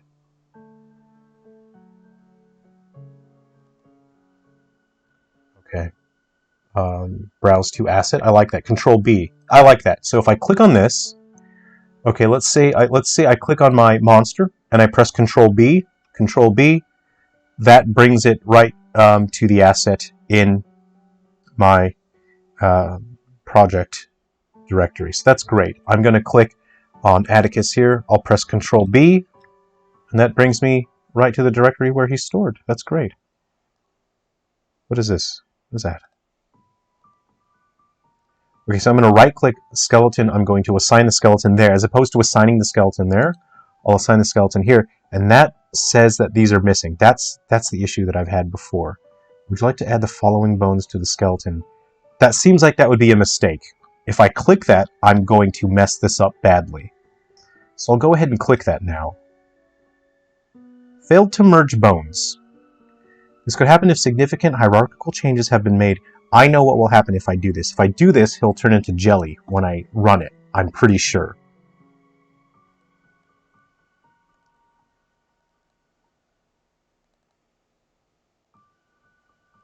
I'm going to run this, and I just have a feeling nothing good's going to happen. Yeah, nothing good happened. Okay. This is where I was getting frustrated earlier, and I suspect this may be very frustrating for other people as well. So what I'm going to do now is I'm just going to open an internet window, and I'm going to say how to, because these rigs, I used a template rig from Mixamo, so how to open a Mixamo character in Unreal. We're using so I have a multi monitor setup. I've got one off to the side here for reference material, but also it makes me feel like I'm piloting a mech. So it may seem like it's not that practical to have that there, but it makes me feel like I'm piloting a mech being surrounded by monitors. So that's also largely why I did it as well. So I like having that in there.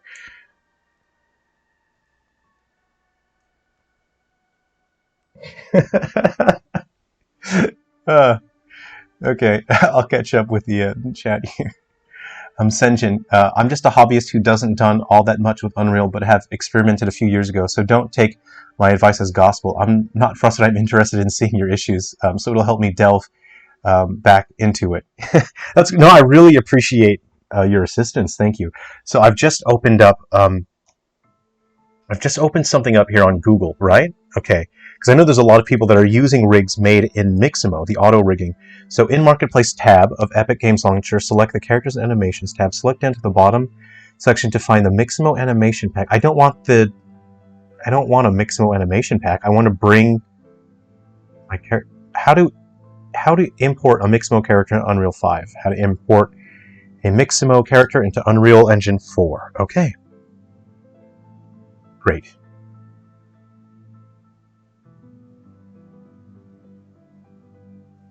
Okay, we're reading the internet now. I'm reading a guide here. Okay, so I'm going to move that up so it's not so much in the way. Okay, here we go. So import the Unreal Engine 4 in the download FBX box. What does that mean? What does that mean? In the download settings, select FBX to press the download button. Import in Unreal Engine 4, the download. Yeah, okay. In FBX import options dialog, use the default settings. Okay. Set the skeleton option to none. Well, how do I do that now?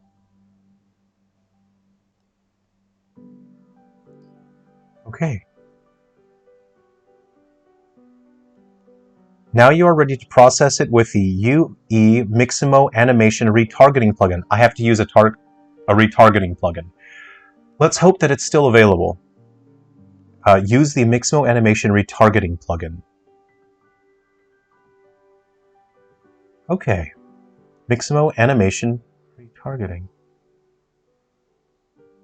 Okay. How do I install this plugin? How do I install the plugin? So now I know that you can't just take a character with a Mixamo rig, you have to use a plugin. So I'm going to randomly click around and click on plugin. Plugins.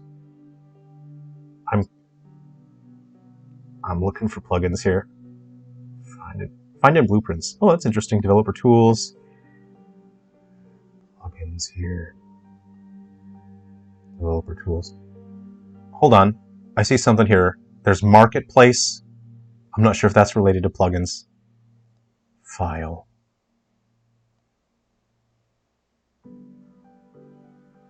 I think it would be in Windows, honestly. Windows. Content browser, developer tools. It would be in developer tools, wouldn't it? There's got to be a search.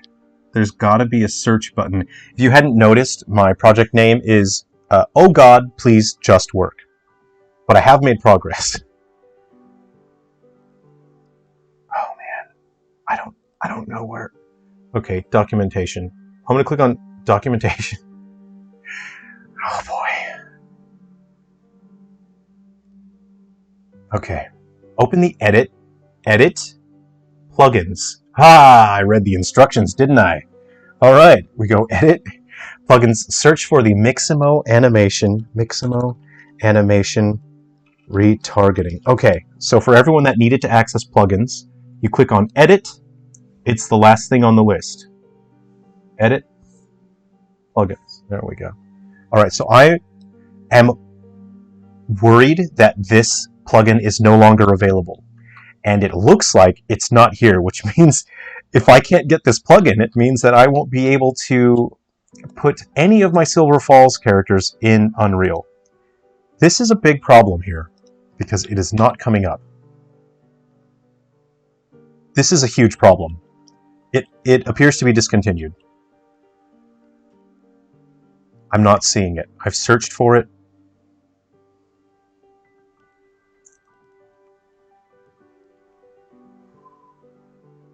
This is a big problem. What if I click? This is a big problem.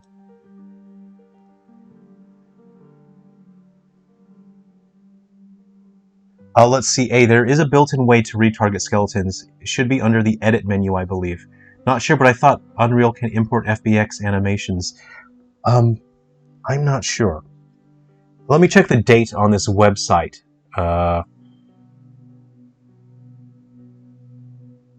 Doesn't have a date on when this was published. retarget animation is. This is going to be problematic because I know many people use Miximo's solution, so we have to be able to get Miximo characters to work in Unreal. So let me have a look at the chat here. Let's see, you primarily used FBX for your models and animations. I can link a tutorial from Epic Games that show you. That would be very useful. Hey, that's all right. Hey, Luna Knights, you're here for moral support. This is FBX.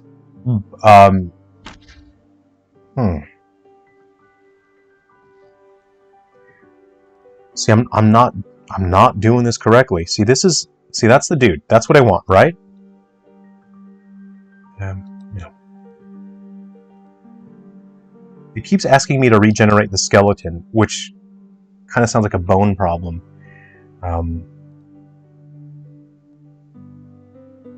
He's not doing anything.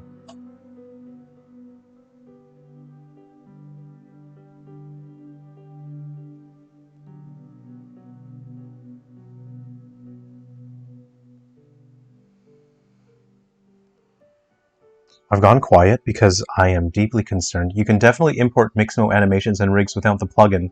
But was that Unreal 4 or 5? Because I'm using 4. And there are some reasons why I have to use 4. Can you install plugins outside of the plugin store? Like, if it was somewhere, could you download it?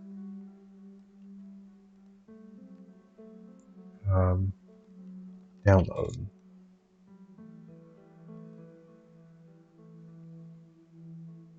Miximo Animations Retargeting 2 code plugins. That one's $50. Nate, you're dreaming. Right, I'm just going to open a bunch of stuff now.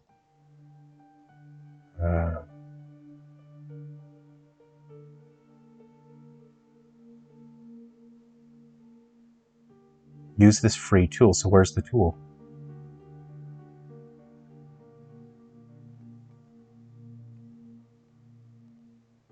Oh man, this is let's see. Okay, spit them out, yeah. Okay, spit that out.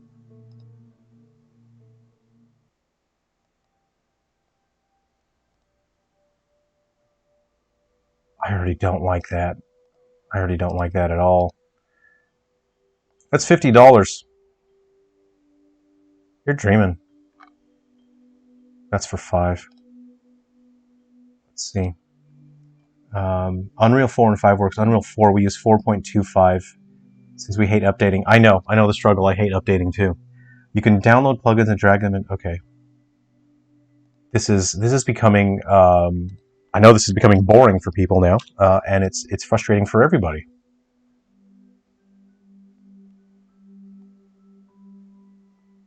I don't know what this is. Is this the download? I don't know, I'm just randomly clicking things. That kind of seems like it. So where's the download?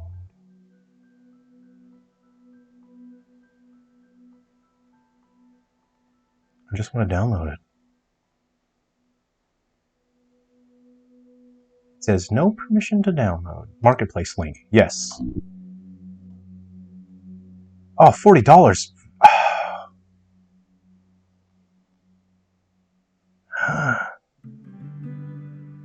Oh boy. The only game engines I use is Unity and Click Team Fusion. Sad that Unity is making terrible decisions. I like working in Unity. There are just so many things. Jarvie Rocks, good to see you. Have you just checked into the video? Because I've over the past however long we've been going, I've just gone over some things in Unity that I really love, that I really prefer.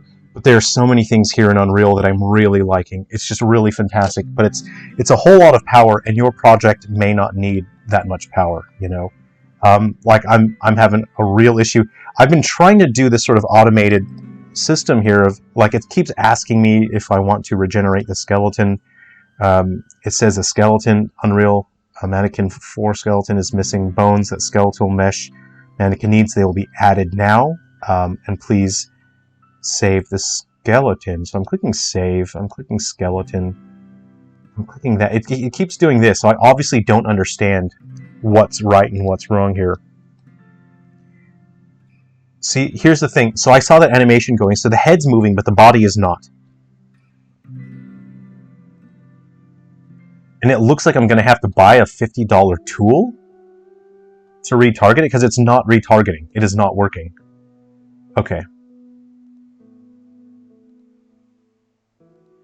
This is getting very boring for people, so I think I'm going to have to move on. Let's see. The animation and rig pipeline is more complex compared to Unity in general, more dedicated editors to learn. So my verdict here is, if you have Mixamo, you are going to have problems if you're trying to get your Mixamo character into Unreal. You need to use some kind of tool. You need to use something in order to retarget and modify, because I've tried a bunch of different things and it's not working. Skeleton. I'll try to create a skeleton. How about that? We'll right-click, create a skeleton. Atticus bones. Atticus bones. Okay. Oh, do I have to create the skeleton from scratch?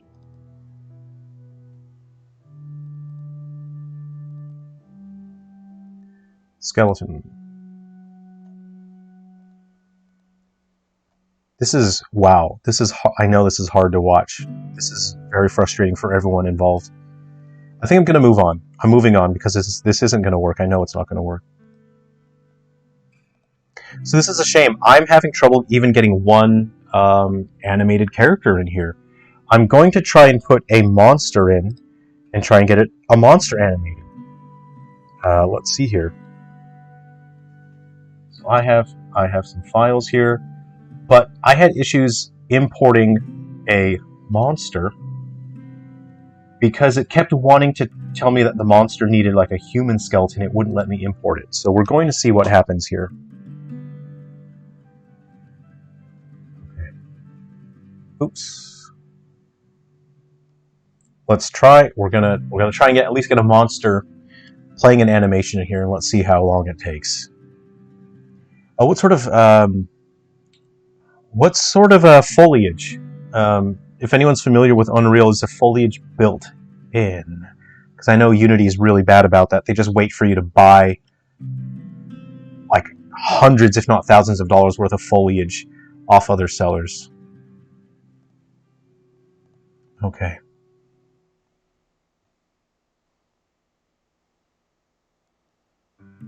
I accidentally put my my monster inside of another monster's folder. I think we all just need to relax and have a sip of coffee for a moment.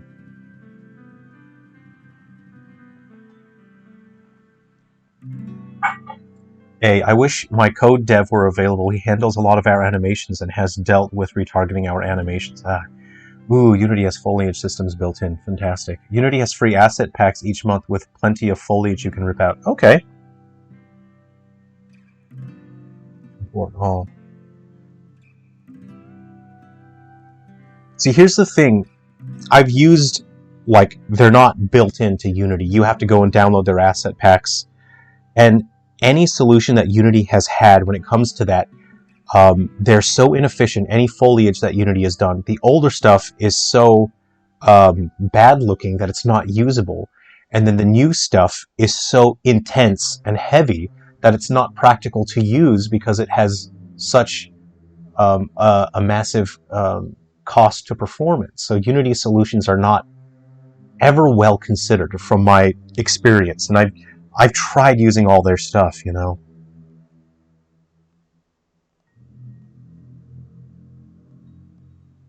I'm clicking import all. I'm clicking it.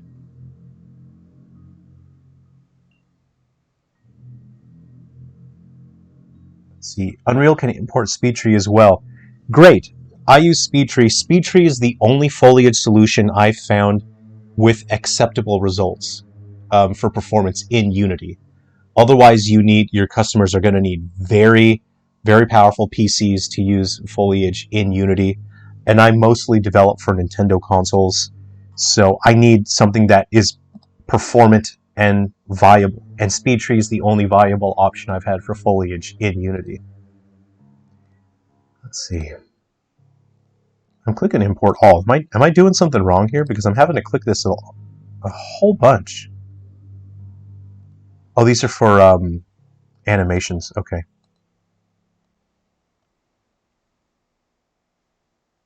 All right.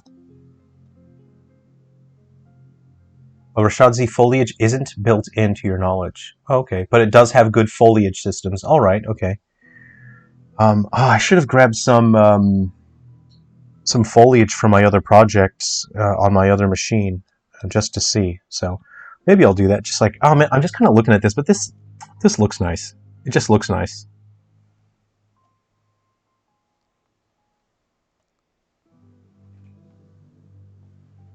Let's see. What if I'm trying to think, because like we're looking at some pretty dull graphics here. I'm kind of thinking maybe if I just grab some stuff, right? If I just grab some stuff from another project.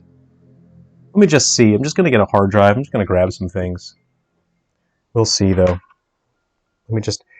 Oh, this is the machine on which I developed my Nintendo Wii U games. So I can just grab the stuff. I can just grab the stuff out of my Unity project here. I'm going to use my peripheral screen off to the side because there's a lot of NDA protected stuff, a lot of confidential stuff that I can't show you guys. So I'm going to be off screen a little bit. I'm still here. I'm not on my phone twittering or anything like that. I'm just going to grab some graphics so I can chuck them on in there. Okay. Let's see.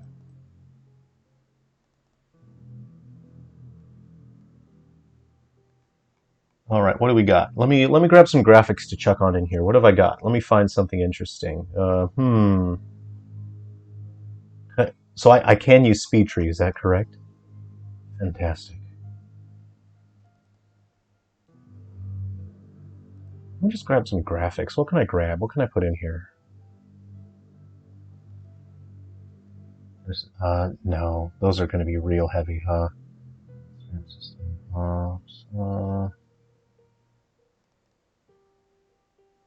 All right, let's try that. We're going to put some speed tree stuff in there. That's a lot of stuff I'm going to have to import. Let's just go ahead and cherry pick some stuff, why don't we? I'm just going to put a couple things in there just to try it. Let's try. I'm going to try and copy and paste some speed tree in there, and we'll see what happens. We'll do a white oak for all you Tom Dooley fans. We'll put a white oak tree in there, right there. Maybe we'll get a Douglas fir, and desktop brown coverage pack. Okay.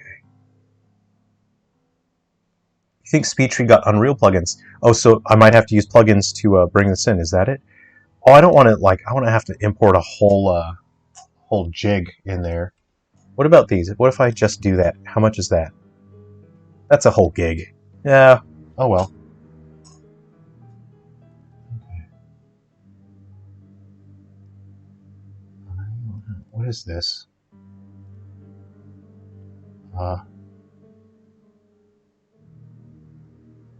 I have... What is this? Let's see how much space this takes up. Okay. That is a fair amount.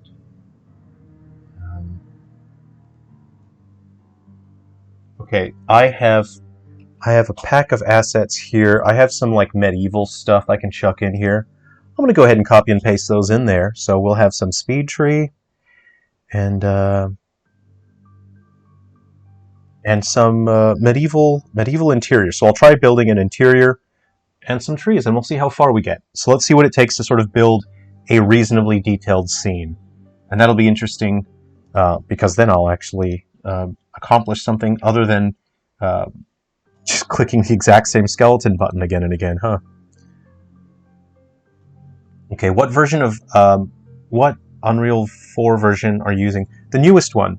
I downloaded whatever was on there. I think it's 4.27, I think. Having a basic wind shader added to your foliage will seal the deal. Oh, okay. It has like wind and stuff built into Unreal, right? Okay, there's an Unreal 4 compatible version of the modeler for SpeedTree. The SRT files it makes can be imported. Oh, real nice. Okay. Nice. That sounds good to me. All right. So what I've just done is I've just grabbed a bunch of assets from a Unity project. It was a bunch of like interior medieval house stuff. We're going to go ahead and just fill in the environment here. We're going to plug some trees in and see how far we get. All right. So what time is it? How long have we been streaming? Wow, guys. Okay. So we're almost 2 hours into the stream. I have 3 hours of experience with Unreal, that's 3 times the amount that I had earlier this morning. Okay, so it's bringing in the trees. It seems to be going pretty fast on those. It's getting through. Okay.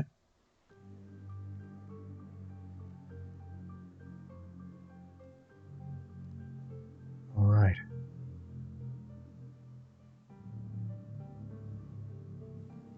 Oh, there's a track. Let's see here. That's disturbance in the water. I'm gonna mix up the music. I'm gonna bring in some other music now, all right? If that's all right, from Silver Falls. Let's see.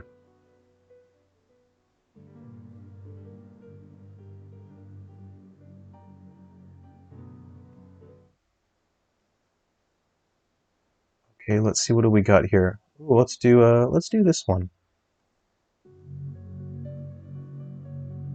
All right, I hope the music's not too loud. Just let me know if it gets too loud. I'm just playing stuff from the Silver Falls series.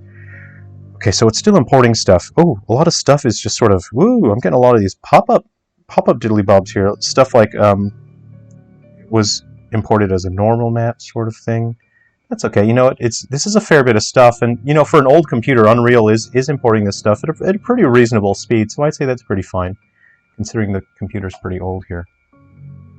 There's a built-in wind shader node you can hook up in your materials.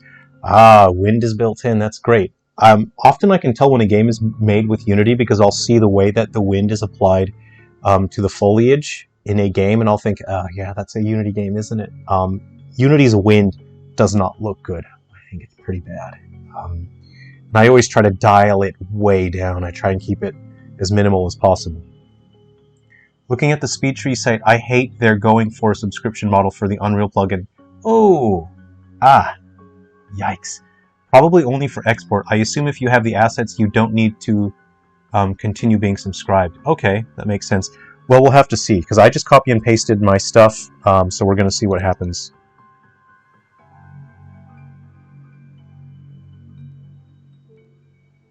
Okay, so it looks like I'm back in control here.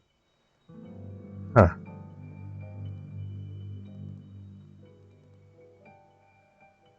So let's see. I've got textures here, but I don't... What happened?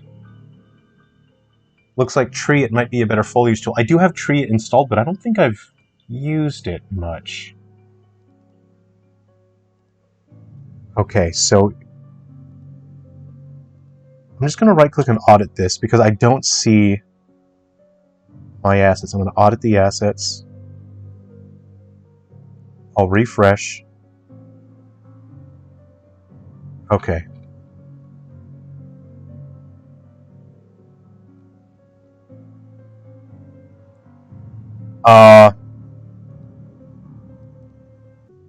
So my trees have not shown up.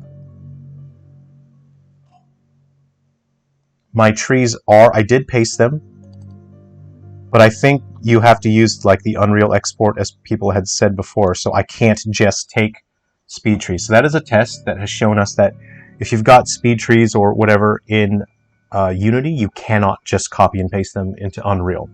You'll have to use, no, they're not in SRT files. They're folders that have things in them, files in them. Okay. I have, so I look into medieval house interior. Okay, and this is a little frustrating because in my folder I can see it. I have them here. I have medieval house interior. I have multiple folders here. So you have those folders. They're not showing up in here. The only things that are showing up are textures. And I think I've heard people mention they've had problems like this before. So how do I make it? I'm going to right-click. I'm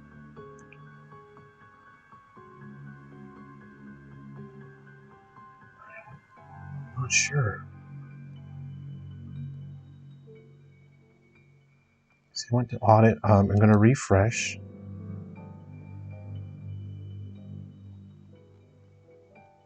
Okay, so this is a problem that people may run into as well, because now I don't know what to do now.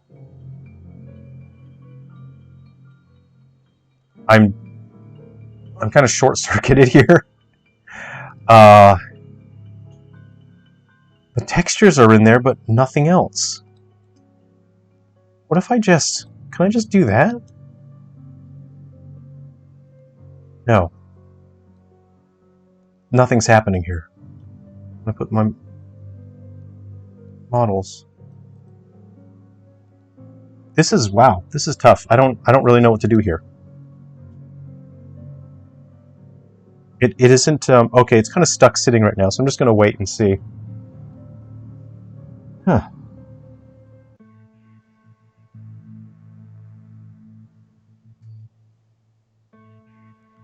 I'm waiting for Unreal to do something here.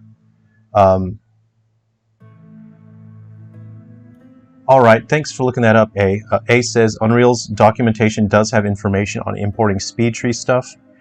Seems like they're suggesting to drag and drop an SRT file. Okay, so that's something that I'll have to work towards. Okay, so my Unreal is... It wouldn't be frozen. It's not stuck, is it? I think my Unreal is stuck.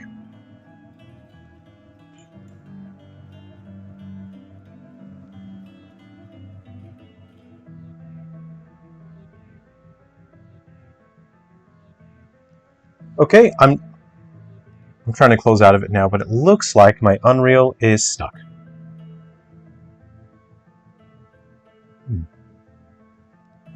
And again, this is quite an old computer. You know, oh, it says importing. It says importing. Okay, that's the texture, though. I don't... we know the textures are in there. We want everything else. So this is an issue that I have read people mention before. It's like sometimes it won't fully import assets that you sort of put into there. So we'll see. Maybe I'm doing it the wrong way because I'm sort of copying and pasting it in there. Maybe I should be dragging and dropping it into there, and maybe that's the ideal way to do it. But this is, yeah, this is, it's going. It's going. It's a little frustrating here. I think everything's going to work out if we all just believe. If we believe in the power of friendship. Okay, so I see it bringing in. I should have deleted the meta files. Unity generates meta files. It's just kind of complaining about all that. So it's importing materials or the image files. I'm really hoping it imports all the model. There's a lot going on here. Ooh.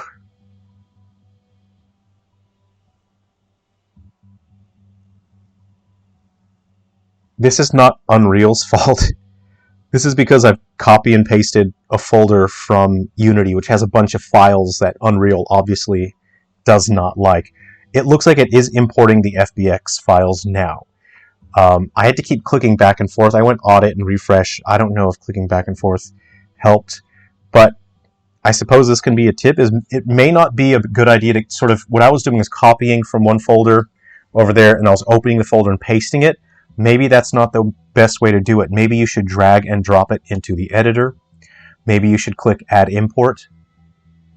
I'll try that in the future because it sort of got stuck.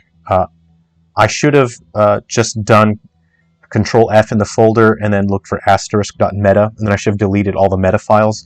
I should have thought to do that, but I didn't really. You know, my attention's a bit split trying to do a live stream and whatnot, so I can't even see anything on my top screen. We got this whole fun chain of error messages going. Okay. It says compiling shaders. Okay, so I have models, I have scene and textures. I don't know if sort of dragging it up there, because what I did, I dragged it in from there and dropped it in there. I don't know if maybe that fixed it. I am not sure.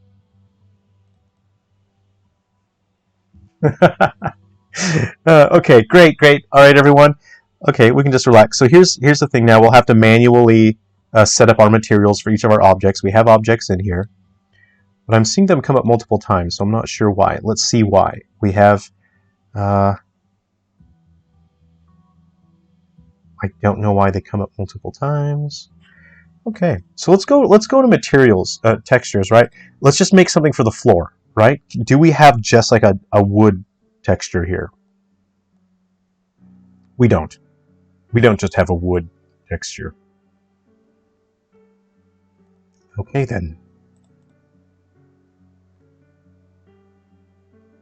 I was kind of hoping we did. I'm just sort of looking through the project. I'm not sure what's in here. I bought this pack years ago because I needed like a couple bottles. I just needed a couple bottles, and I was so pressed for time a couple years ago. I didn't have time to model a bunch of bottles, so I bought this. I don't even really know what's in here. I just used the bottles out of it.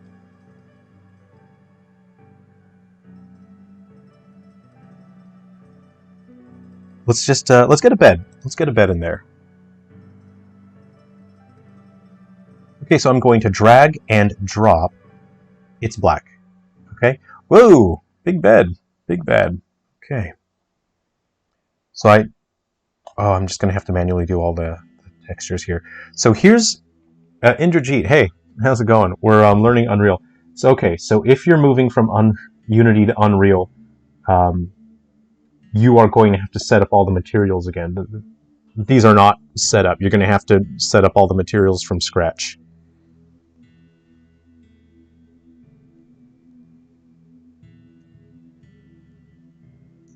Okay. Close the task manager. I'm going to close some internet windows here. It looks like they're sort of taking up my internet juice, as it were. I don't know what this is. It's autosaving out-of-date packages. I don't know what that means, but it is now doing something without me. Okay, I'll just enjoy some of my coffee, which has gotten a little cold here. Okay. So this is in the marketplace, in the Unreal Engine marketplace. There's something you can buy, but it's $40 or $50, and I don't even know if that's necessary and if it works. So there's my difficulty there. So I'll have to do more research, but you cannot just stick a Mixamo rig character into Unreal. I've learned that now. I've learned something today. Okay, we're waiting. We're waiting for Unreal to save out-of-date packages, and I don't know what an out-of-date package is. You hate compiling shaders. Is that what it's doing? I've never seen that. This is my first time seeing it. But I already have 3 whole hours of experience with Unreal, you know, so I'm not bragging. It's just a little humble brag, you know, but that's 3 whole hours. Okay.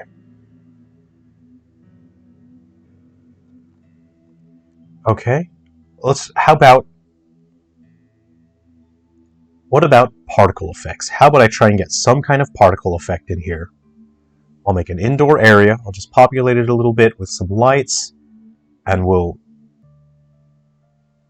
How about this? I haven't done anything game related. How about I'll make it so if the character touches something, something happens.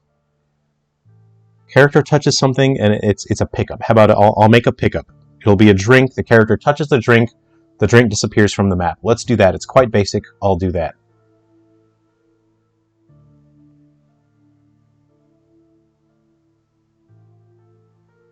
Yeah, Indrajit says Unity has improved a lot since most of the games were made by only those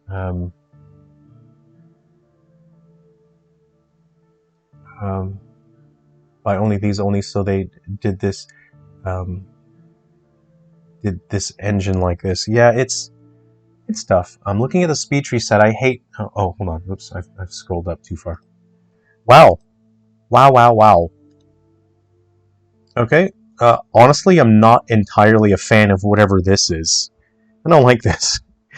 Honestly, I'm not a big fan of that. I would like it to stop. But it's possible it's not gonna.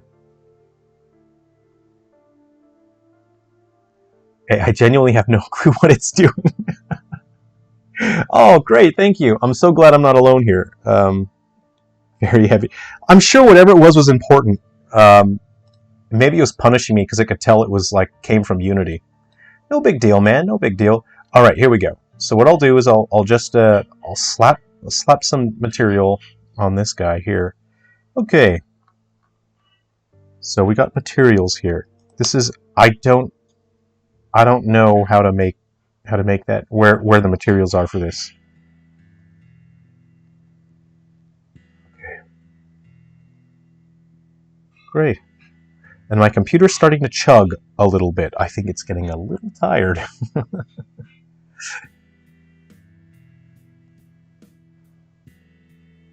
It was running better earlier. So I'm not sure if maybe I need to restart this bad boy, but he's getting a little sleepy.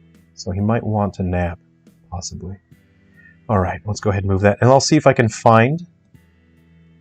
See, this is what's great having a multi-monitor setup. I'm running out of monitor space or screen real estate. I'm going to put that bad boy up there. I can put him over here if I wanted. And look, I've got that screen over there that makes me feel like I'm a Gundam pilot. You know, because if I've got a monitor there, I can't get flanked by an enemy Gundam. So that's why that's there anyway. Let's go ahead and find some textures for this. So I don't know which one of these is for the bed. This is room. Bed. There we go. I got bed albedo. Okay. So what I'll do is I'll go ahead and grab those. I have the normal and the specular. Let's go ahead and drag and drop. And this whole time I haven't been saying drag and drop. I've been saying drag and drop. You know, like dragon, the mythical creature. Because that's like a special attack, isn't it? It's kind of like a big suplex, but you jump up and then you do a spin, and then you slam them down. So it's like a spinny backward suplex. That's what a dragon drop is. So that's what I've been saying this whole time. You got your albedo maps. Okay. So I think I'm doing this correctly. Use your right click to move around when you're in these sort of node editors. Okay. I'll put my albedo map in the base color. Okay. I'll put that in ambient occlusion. We got our normal maps. I see what you mean now when you said that the colors are sort of diddly bobbed over there. Diddly bob is a technical term in the industry. Okay, and please don't necessarily think I'm doing this absolutely correctly with the node connections, because I do not know if I'm doing that correctly. I don't know if that's correct. Anyway, if we close that, I'll just let we could save or you click that. The bed should be fine now. It should look like a bed. So now I'm actually going to try and make something for a player character to interact with. There we go. That's it. Let's go ahead and fix this guy up right here. Let's try and find the. I'm just sort of picked a random playlist here, but I'm gonna go for a more chill.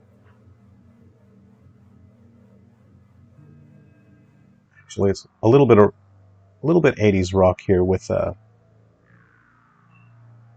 This is music from Guardians and Metal Exterminators, but just let me know if it gets a little too loud.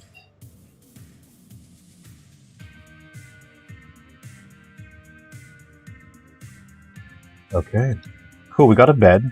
Nice. Okay, that looks okay. That looks alright. Oh, wow, look the definition on the light coming through the two characters. The shadows in Unreal they're just so much better than Unity shadows. That's just so great.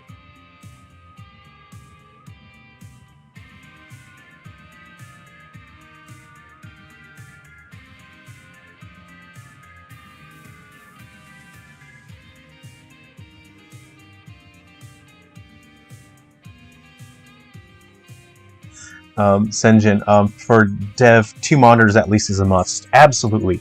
2 monitors, absolutely. 3 monitors, is very useful because you can use the third monitor for reference material. And the fourth monitor, again, I sort of mentioned it before. The fourth monitor, it's just to make you feel like you're piloting a mech, like you're a Gundam pilot. That's all that's good for.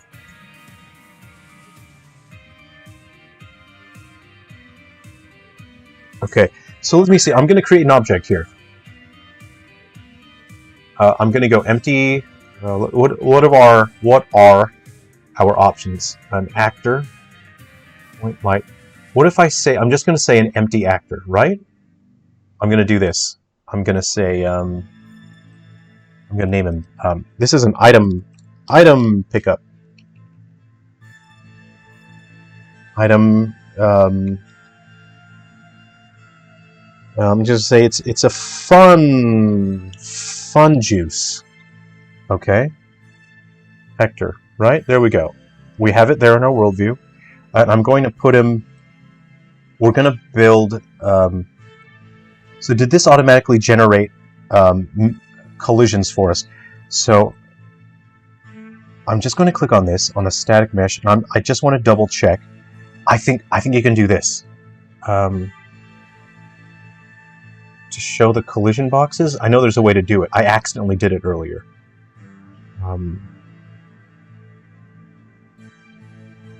Rear collision? Ah, okay. There should be collision boxes there. This is great. I like this. I didn't even know that was there. I found it just now. The music might be too loud now, I think, maybe. I'll turn that down. Just let me know if it gets too loud. Chance Paladin, hey, good to see you. Thanks for coming to hang out. Good luck getting off Unity. You can show us the way. Hey, we're all actually just sort of. There's a lot that there's people in the comment section that are really helping out here. This kind of feels like we're sort of teaming up, like we're like an RPG party now, and we're on an adventure trying to figure out Unreal. So this is pretty fun. Now your characters will have more detail. Yeah. How many monitors do you need? Let me see. Realistically, when I'm doing my primary development, I need one major monitor, one large one. And I usually need 2 secondary monitors. Okay. You can also click the show menu and then click collision. Oh, nice. Okay.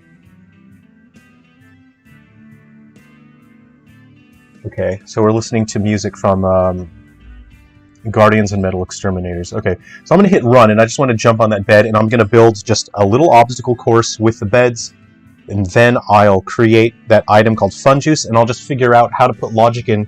What I just want is for that to disappear when the player touches it. That's what I'm going to aim for. I can see like I've already naturally got motion blur in there. Okay, cool. Okay, everyone, this is...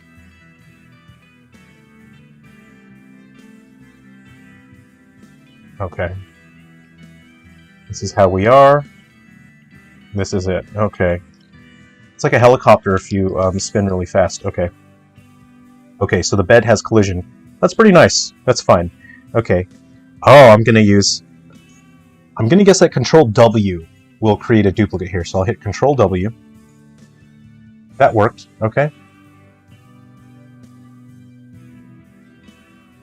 And you can also hold Alt and drag as well. You press E to rotate, which is nice. That's fine. The computer is lagging. I think this computer was never built to run Unreal 4. That's the deal. Okay, if I hold Alt, this is another shortcut that I've noticed. Hold Alt, and you click that move icon. That will duplicate it. Okay. Oh, yep, there we go. So hold on, you gotta climb up there, right? You're gonna have to do a big jump. You have to jump from that one to that one. How about, yeah, and then you gotta jump over to this one. Rotate. Okay. Right click, hold right click is rotate, and middle click is move. I'm starting to get it. Okay, so this is my fun juice item. Let's go ahead. I'm going to put this up here. Now I want to put, I had bottles in there. Remember I had bottles? Pressing F is still the same shortcut as Unity. So you press F, it'll focus the view onto your item. So that's I like that. You hate motion blur. How do I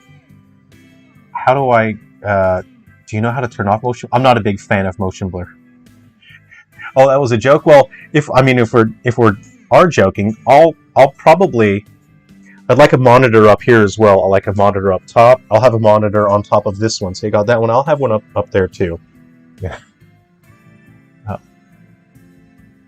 Indrajit, like the shark attack by down arrow and pressing H button to hide underground, and then up arrow to head slam opponents. Shark really does those in real. Yeah, hey, so for anyone that's not familiar, Indrajit is talking about a fighting game I released in 2016 called Animele. The Great White Shark is one of the characters, and he has a different moveset. If you press down and heavy, the shark dives under the ground, and then he has different moves down there. But for almost all of the animals in Animele that I did a massive amount of research on all the different animals, and especially the shark. So the move sets are based on behaviors in their real life, and I thought, oh, that's fun. So he kind of dives underwater, you can like nudge and like knock things up, and then that sort of puts enemies into a state where you can just juggle with some air combos. Anyway, that's what Indrajit's talking about. Rashad Z, this is my personal opinion, but I'm not a big fan of Unreal's lighting system since it's tailored toward photorealism. If you're doing stylized stuff, you have to make your art style fit the lighting. Okay, that's interesting feedback. Yeah, from what I've understood is that it's sort of like a universal realistic look in Unreal. And I think generally when people want to make stylized aesthetics, they tend to prefer Unity, because Unity doesn't do a whole lot to help you, but as a benefit to that, on the plus side, it doesn't do much to get in your way as well. So I'm going to click on this guy. Okay, so collision. I want to do things. Can I nest things in here? I'm going to try it. I'm just going to pretend that I'm using an engine that I know how to use. So I'm just going to pretend for a little while. Put that in there.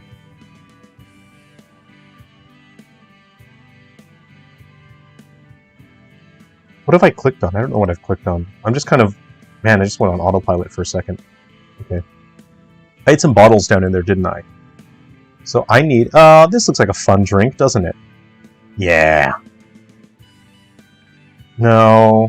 That one looks more fun, honestly. That one looks more fun. This one looks pretty fun. This is a fun drink. This is a fun drink. I'm going to drag and drop... And it says... Computer says no. You can't drag it and drop it into the viewport.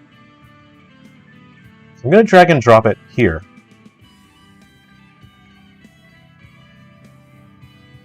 I want this guy to be a child of this guy. Please be his child.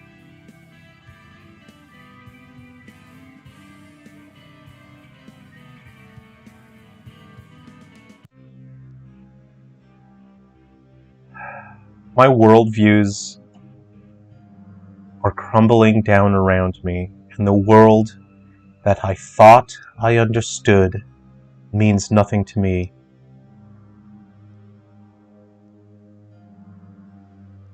Oh, I don't know what to do.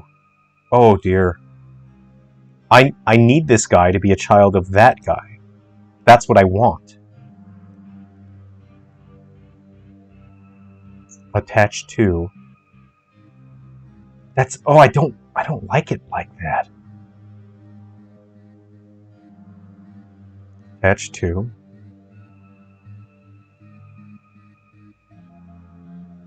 So you can attach it to static meshes. You can attach it to the player start, network player start. You can attach it to the sky sphere. Okay, but you cannot attach it to non-static actors, it would seem.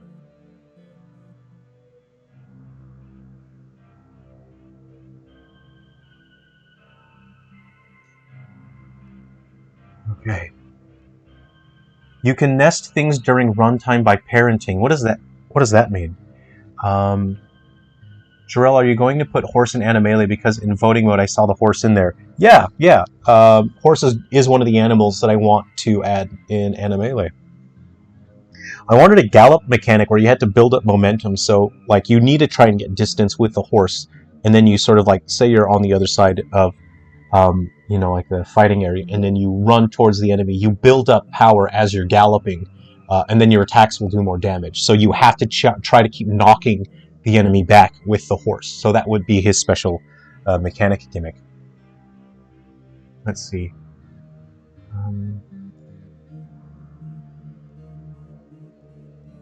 Let's see. Scroll wheel adjusts your in-editor movement, by the way. Oh, okay, thanks. When you hold down right-click. That's really useful. Thanks. Man, I gotta write that down before I forget it. Unity and Godot's rendering is a lot more flexible for stylized works, but it takes a lot of work to get realism to look good. Yeah, that's right. Absolutely. Settings, projects, motion blur. Okay. Let's try and edit our settings here.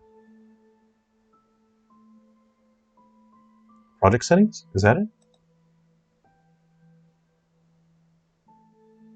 Settings, motion blur. I think it's thinking. I just had to scan all of my monitors to see if the window didn't open up somewhere. Okay. But you'll probably want to create your pickup would be to create a blueprint and then add components to give it a mesh, a collision box. Yes, that's what I want. That's what I want to do. So I don't want to create an actor, I want to create a blueprint. So let me figure out how to do that. So I don't know if this is the right settings that we're looking for. But A says settings, project settings, and then search motion blur. I'm going to type in motion blur.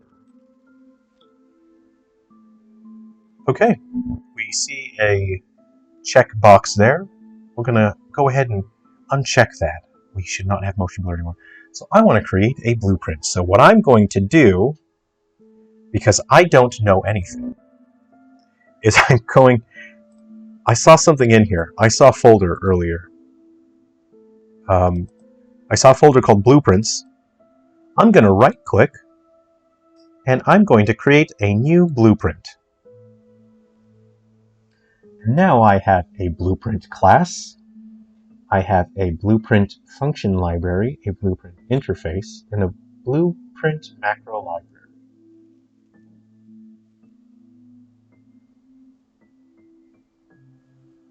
Right. Then I suppose I will click on Blueprint Class. This is okay. We better read this. This is important. There's stuff here. This is Pick Parent Class. I think this is going to be very important. An actor is an object that can be placed or spawned in the world. A pawn is an actor that can be possessed and receive input from a controller. That is... Okay. So earlier in the live stream, I shared my perspective that the difference between Unity and Unreal is that Unity is like driving a manual vehicle and Unreal is like driving an automatic vehicle. So I need to personally let go of the steering wheel. This is a situation where Unreal wants to drive the vehicle. So I'm just going to have to accept that there are blueprints which sort of Unity handles all of that, Unreal handles all that control stuff. Okay. A character is a type of pawn that includes the ability to walk. I'll turn that down. Walk around. Player controller. A player control is an actor responsible for controlling a pawn used by the player. These are interesting terms. Game mode base defines game being played, its rules, scoring, and facets. Whew. An actor component is a reusable component that can be added to any actor. Scene component. A scene component is a component that has a scene transform and can be attached to other scene components. Okay, I'm going to be honest here. My eyes glazed over on the last three that I read. A sponge can only hold so much water, as they say. I'm going to click on actor here. Okay, and this will be my item, Fun Juice. I don't know what I'm doing here. What am I doing here?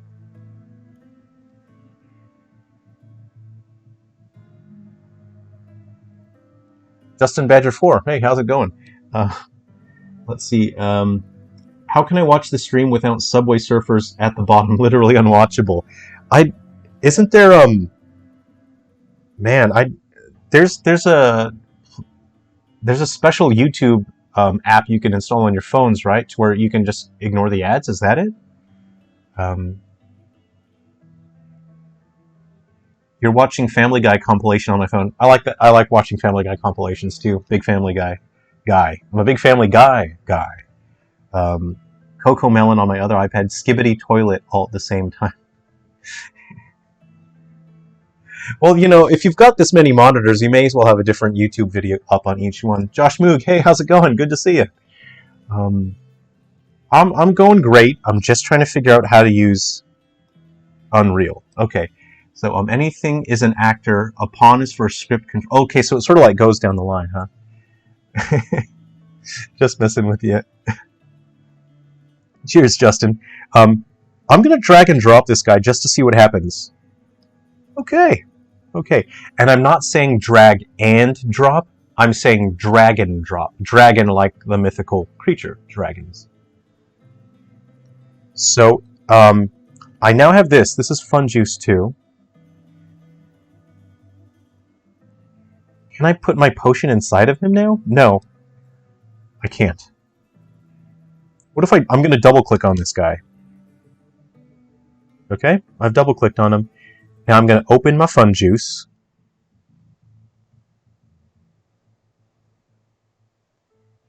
I'm just waiting for my Fun Juice to open. I might need to step away to grab a coffee real quick. My coffee's quite cold and it's sort of running down here. Let me just find a chill track here. What do we got?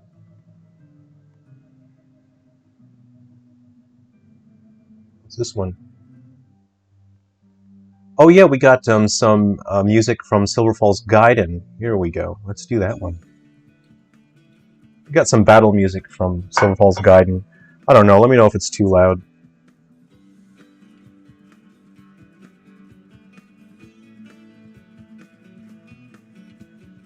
So, okay, I can't actually see with these things. So what I'm going to do, I want to put a potion. I want a potion in there. How do I get my potion in there? So let's see. We got a lot of things going on here. Let's see. Can be damaged. So I suppose that gives it logic so you can hit it. I don't want to damage it though. That's it's a pickup item, isn't it? Collision? Okay, I need to take the advice that people have given me. Unreal is more like a level editor, so I need to think of it as a level editor. And that Unreal is like driving an automatic. It does a lot of things for me.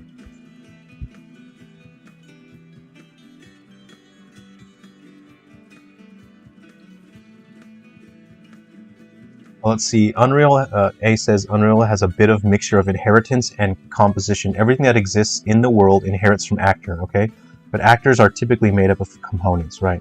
You can do your player as an actor as well, but each level adds extra functionality that you'll like to have. Actor is basically game object, so doesn't have much to it. Okay, that makes sense, thank you. Alright, this is a lot of information to take in, but I think it's going to work out. Okay, so I just need to pick another bottle for my Fun Juice. I think this is the one that looked the most fun. I'm going to try and drag and drop and see what happens. So I'm editing my blueprint right now. I'm going to drag and drop. Yes! Yes! I feel like this is a victory, right? This is great. I feel good about this. I don't know if I have materials for that. I know it must seem very silly that I was so excited that I could drag and drop an item in there, but I'm excited because I have no idea what I'm doing here. And so the fact that that worked was quite exciting for me. I don't think there's stuff's specular. I'm gonna try and use this one here. I'm gonna put that in there. I don't think this is right. I'm just trying to get the material set up. Go ahead and maximize that. I'm just trying to set up the material for my fun juice bottle. Okay.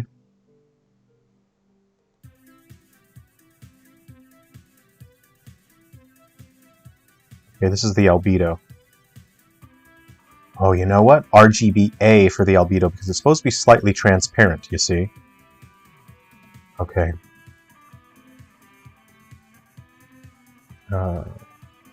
Let me know if the music gets too loud at any point. This is battle music from Silver Falls Gaiden right now. It's just on a playlist, isn't it?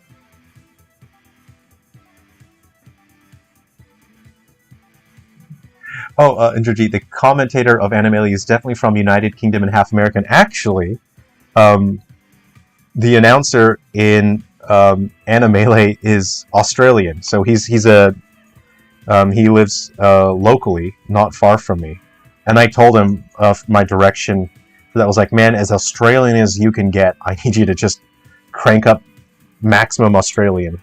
So the blend mode for opaque, this is what I want to see. Unity has significant issues with sorting its translucent shaders. So here we go.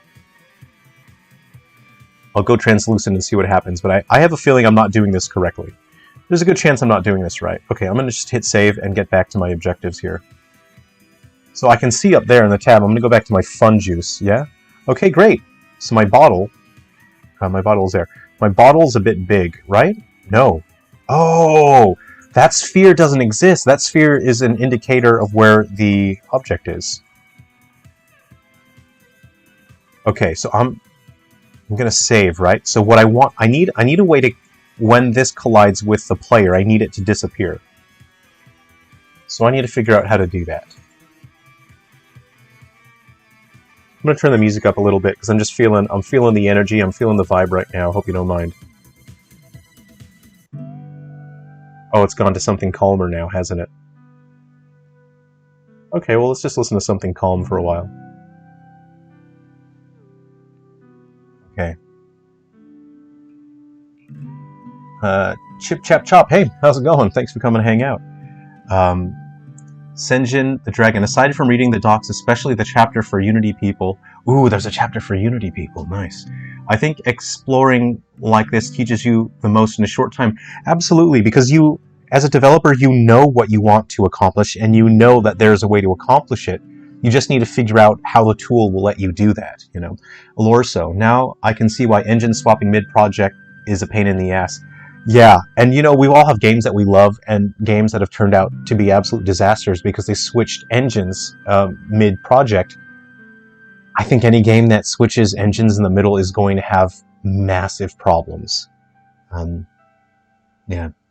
Yes, you know techniques, but you lose your speed because you have to figure out how to do what you want, and that takes a lot of time. Absolutely. You know, so I really appreciate everyone in the comment section helping, because you're not just helping me, you're helping everyone else as well that will see this, you know. Unreal is still kind of a pain at times. Hey, even the best things in life are inconvenient, you know.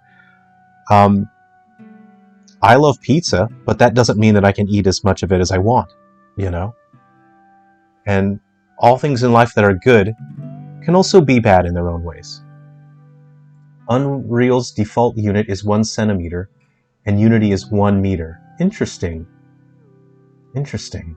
It's blueprint scripting time. Yeah, I'm going to figure it out. Static mesh components do have collision. Okay, you could also add a collision sphere box and listen for overlap physical hit events.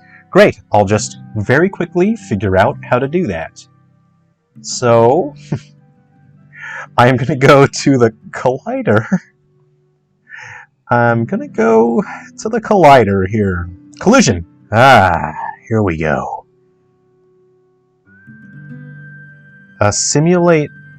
Simulation generates hits. Should hit events fire when object collides during physics simulation. But that says during physics simulation. I'm going to say yes. I'll say yes to that. Character can step up on. I don't want them to step up on it. I'm going to say no. A collision preset.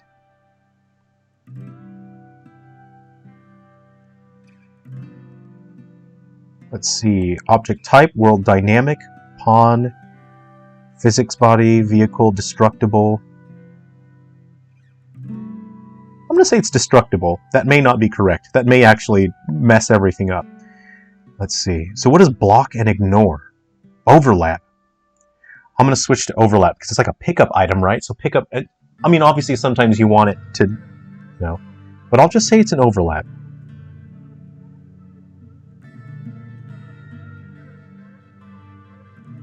All right, so, events. I have on component hit, on clicked, I can click on it. Physics volume change, on component activated. These are useful, okay? So, hopefully this will help people who are also just starting this. I'm going to say on component hit. And this isn't what I should be doing. Because what I'm doing, I'm just going to lower the music in case it's too loud. What I'm doing is I'm asking Unreal to generate a collider for my graphics, for my object. And I'm saying check the collision for that, which is what you should not do. That is a complex collision check, and it is costly, especially all of a sudden, what if I had 200 of these items in my environment? It's more expensive. What I should do is just create a single object like a sphere, which is simpler, or like a cube, and I will collision check that. That's more efficient game development. But on the other side of that, I don't know what I'm doing in Unreal. I don't know how to use it. So I'm going to let Unreal check for the collision on that bottle. Indrajit. Fox is a speedster in Animele.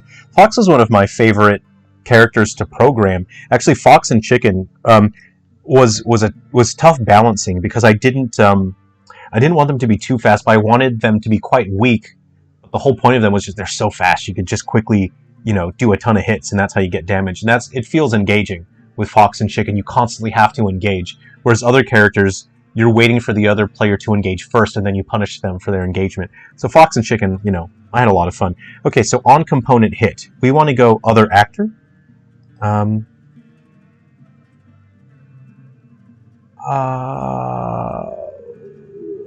So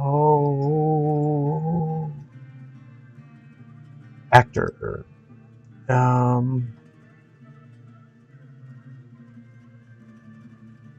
I want to collide with other actor.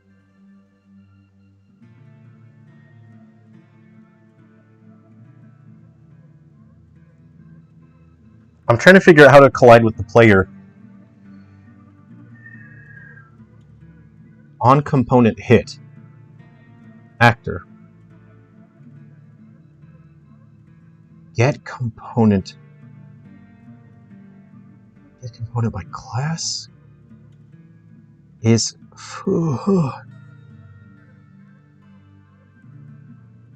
oh man.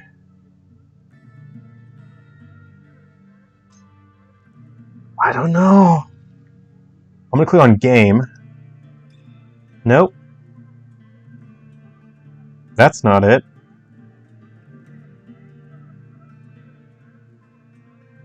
Online. Alright. Collision?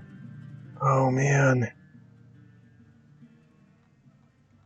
Oh man.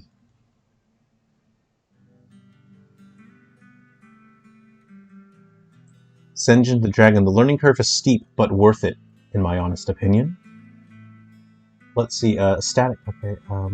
Static mesh components do have collision, but could also add a collision box / sphere and listen for overlap / physical hit events. Also, I've heard Unreal is harder to learn, but apparently is more stable once you get it. Okay, yeah, I can see that. I can see it's quite tough. Unreal generally does good creating collision. I've seen that. I've seen that, how it created collisions for the enemy and the boxes. Yeah. Well, so good news for Jerrel for optimization without banging your head against a wall. Yeah. Unfortunately, I've developed a philosophy that I call OKO, or overkill optimization. I call it OKO for short, where because I've developed on 3DS and Wii U using Unity, you have to overkill optimize, or your game will not it's just not going to run, or you're just going to crash out within a couple minutes of gameplay. And unfortunately, that's become part of my development style is an overkill optimization style. And I don't. At some point, I'm going to have to figure out how to stop doing that, because I end up spending a lot of time with an overkill optimization. So I don't. Oh God. Okay. Get components by tag. I'm looking at the details here. C++ reading C++ symbols. Ah. Hit. Collision. Damage. Oh man, I need an example. I think there's probably an example in Unreal of touching an item and picking it up, and that's what I need, because right now I've got no idea what to do. To the internet. All right, I call upon the wisdom of our great planet Gaia. Lend me your wisdom. Unreal 4, how to pick up item. There's some excellent examples. I'm just gonna click on something.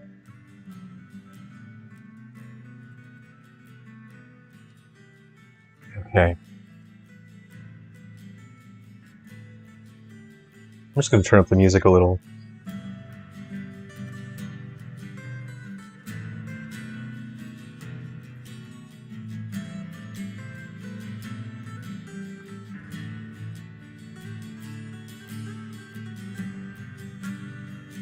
Yeah, that's got components like a sphere. Motion type.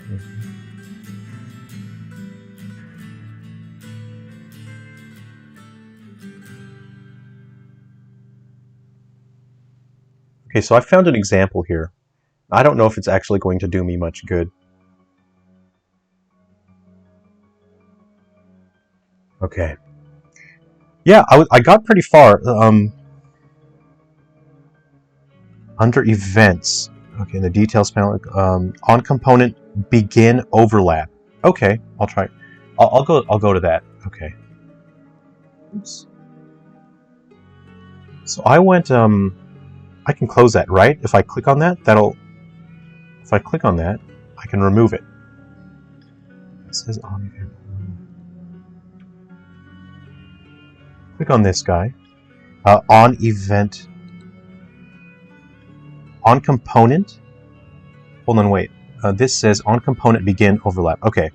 Click on that. An option to add it to the event graph. This is called the event graph, everyone. This is the graph of events. This is the event graph. The first node that needs to be added to the event graph is a cast to BP player. What does that mean? I'm looking at the exam. I'm gonna follow orders here. A cast to B player. Cast to.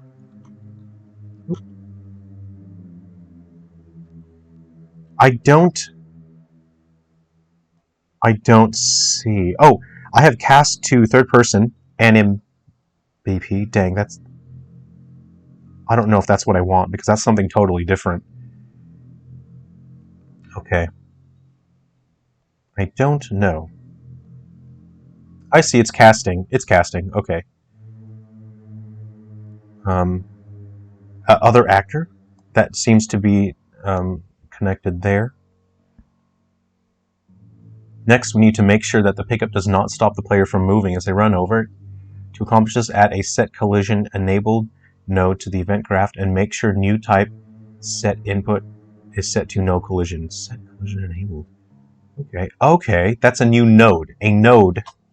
I'm seeing that here now. Set collision enabled. Okay. I don't like this very much. Honestly, I don't like this very much at all. Okay. I suspect that I'll be focusing more on C++. I generally don't like this sort of thing when it comes to programming game logic.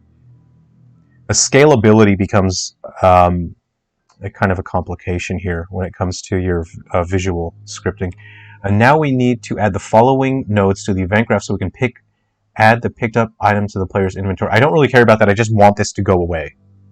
How do I make it go away? I'm going to scroll through this, press X to skip the tutorial. Okay, press X to skip the tutorial. Destroy actor. Okay, how do I do that? Then add a destroy actor node. Okay. So I'll just add another node here like this. Destroy actor. Okay, look at that. Target is self.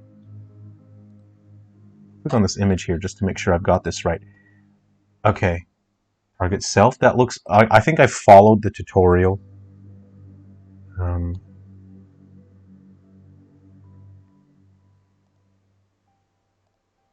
Okay, I'm going to save that. So I don't know if this is going to work.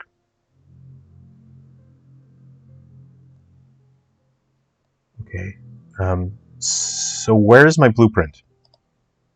My blueprint? Okay, so that's my item. So I've created an item now. This is, in Unity, you would call that a prefab. In Unreal, it's not exactly the same thing. It is called a blueprint. I'm going to put him there. Kind of a dark color, isn't it? Yeah. I'll turn off snapping. I can just put him wherever I want. And let's go ahead. You know what? Let's put like a light there as well. It's like a nice light. We'll just Control W is do duplicate, because you know duplicate starts with the letter W. Okay, great. This is I'm getting used to using the mouse now. I've stopped using it the Unity way, and I'm doing it the Unreal way. Here we go. So I now have an. What the heck is that thing? Oh, that's my. Okay. How do I make that sphere go away? Because I don't necessarily like seeing that. Anyway, I'm just gonna save it. I'm gonna hit the play button, and we're gonna see what happens here. I don't know what will happen. Okay, so I have my character. A jump. Oh, wow, that was a big jump, wasn't it? That looked like a Sonic the Hedgehog thing going on there. Okay, this is my obstacle course that I've created. Okay, I'm gonna make a. I don't want to overjump it. See? No! I knew it. Okay, man, this guy gets some real momentum going when he jumps. Okay. Okay, I just need to nudge my way over there.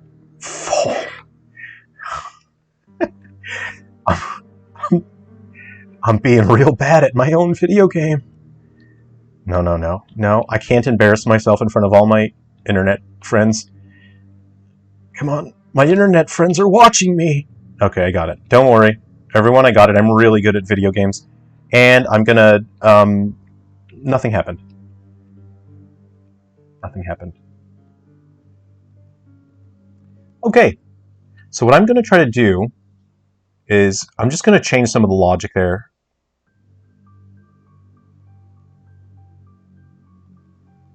And what I'm going to do is just duplicate it so it's right in front of me as well. So I'm going to hold Alt, move that, put it on the stairs. Okay, so let's go ahead and have a look at some of the logic here. I'm going to double click on my blueprint. So what I'm actually going to do is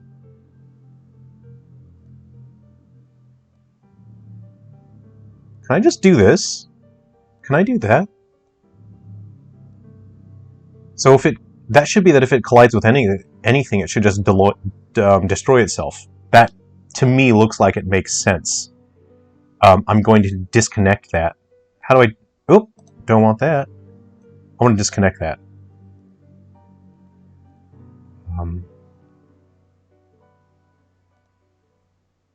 I'd like to disconnect this, please. I'll hold Alt and click on it. that worked. So if you want to disconnect that, you hold Alt, click. That seemed to do it. Okay, I'm going to save this. So now, the very first time that this actor begins a component overlap, it should destroy itself. Let's go ahead and close out of that.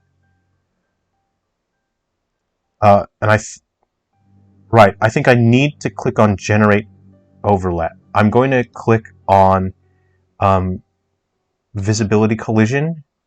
I'm not sure if that has a...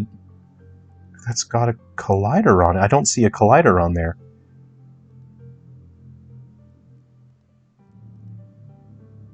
Okay, we'll see. Oh, A has set it. Alt plus click disconnects wires. Okay. Thanks. Oh, it's way up there, isn't it? Can I just jump up and grab it? Hey, did that disappear just then? Oh, it may have worked. It may have worked. Come on. Guys, this is my original game concept, so please don't steal this. It's going to take me a while to finish, but please don't steal it and then publish it before I do. It's called T-Man Bed Jump. It's a man in the shape of a T jumping on beds. But please don't steal that. I'm going to pitch this to Nintendo. Normally I've recently just been doing, my Silver Falls games for Nintendo. I'll be bringing Animelee to Nintendo. But I'm kind of thinking I was going to pitch T-Man Bed Jump to Nintendo, but please don't steal. As you can see, it's going to take me a while to get it working. It works. I've done it. I have done it. I have made a video game. I'm over the moon right now. The fact that I was able to do that, I am over the moon. Okay. Great. That was a significant effort. I just want to see if I can animate even one of my monsters here, because I haven't got a single animated thing going on. I'm going to explore Unreal now. I think I've spent too much time struggling very hard, but I hope all of that was useful to somebody. I just want to see how pretty this thing can get. What is atmospheric light scattering? I'm going to drag and drop this fella on in here. I'm going to see what it does, because I don't know what any of these things are. I want some fog. How do I get some fog? Guys, I'm so excited right now. The fact that I was able... Emerald T-Man Bed Jump is definitely going places. It's like only going up, but with beds. Senjin the Dragon, if you go C++, you make it extremely hard for yourself. I've heard that you can use a mixture of blueprints and C++, and I have a lot of scripts written in C# that I can rewrite in C++, but there's a whole bunch of game logic that I really need to maintain. If you're not familiar with my core game series right now, is Silver Falls, and Silver Falls is designed to connect to other games across any platform, and they can exchange content, so characters and monsters can cross over from one game into another game. Like, for example, you have characters in my Game Boy game. You can play the Game Boy ROM for free. Those characters can cross over onto the 3DS, the Wii U, the Switch, and it's... I think I need C++ for that. I don't think I can build that system in Blueprints. Yes, you can do mix. Great. Yeah. Let's see, Senjin, you're a C programmer as well, but heard the Blueprint really is the way to go with Unreal, unless you really need to add things that aren't in the engine. Yeah, thanks for sharing that. That's what I've heard as well. So I think for game logic like that, it's probably best to stick with Blueprints, because again, with Unreal, you're going to have to take your hand off the steering wheel and let Unreal drive. Okay. Fun fact, there is a GitHub plugin named Unreal CLR that allows you to script in C#. I am looking that up now. Unreal CLR GitHub. because again, there's a significant amount of my framework, especially with the connectivity between games, and it's written in C#. And I was kind of thinking, if I have to redo it in C++, it's not the end of the world. But let me just sort of look at Unreal CLR there. Okay. All right. So, what is this atmosphere thing? How do I get fog? I want fog. Give it to me. This says atmospheric fog, but I don't see any yet. So I'm just gonna start distance 10. Ooh, the lowest value is 100. Okay. Okay. A density multiplier. Let's crank that bad boy right on up. Okay, I can see that atmospheric fog. I'm just gonna just crank these on up here.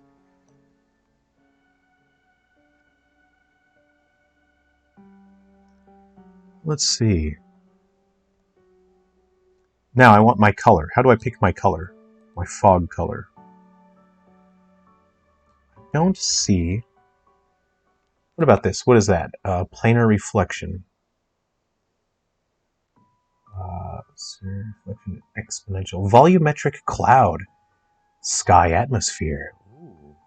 I'm going to drop that. You should not use a sky atmosphere and atmospheric fog component at the same time.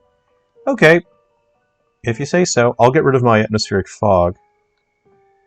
I'll get rid of that atmospheric fog. How about sky atmosphere? What? What did I delete? Yeah, okay. This is sky atmosphere.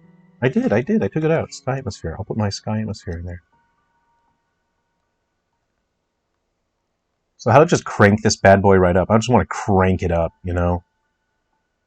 I can sort of see that happening. Multi-scattering. Can I crank that right on it? The max is out at 1. Oof. I'm not... Oh, I think I get what's going on, but I don't think I really do. Let's stick a volumetric cloud in there. What did I do something bad just now? Something seems wrong here. I think I've done something bad. I'm gonna roll on back here. Oh, I deleted my ground. That's what I did. Okay, let's try volumetric cloud. Okay, I've got a volumetric cloud. I can see things happening up top. Oh, I see it. Yeah, I see it. Wow, what a great solution. How lovely. Oh, this is... What a nice solution. Oh. Aw. This is nice. Oof. I can see how quickly the games made with Unreal can become difficult to run. I can see that. I understand that now. Because you just want to keep chucking all this nice stuff in here, huh? I want some particle effects. Can I, sort of chuck some stuff in there?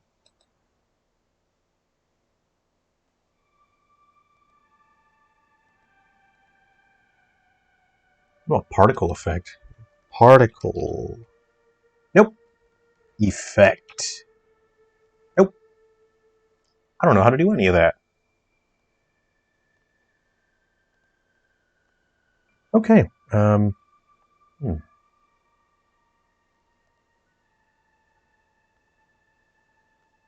still getting this error message up here. So I must be doing something wrong here. For porting over the code linker system, I definitely recommend looking into making a plugin. You don't have to upload it to the market or anything, so you can easily add it to your future projects. Okay, thanks. A link, Mikyu. Hi, thanks for coming to hang out. Good to see you.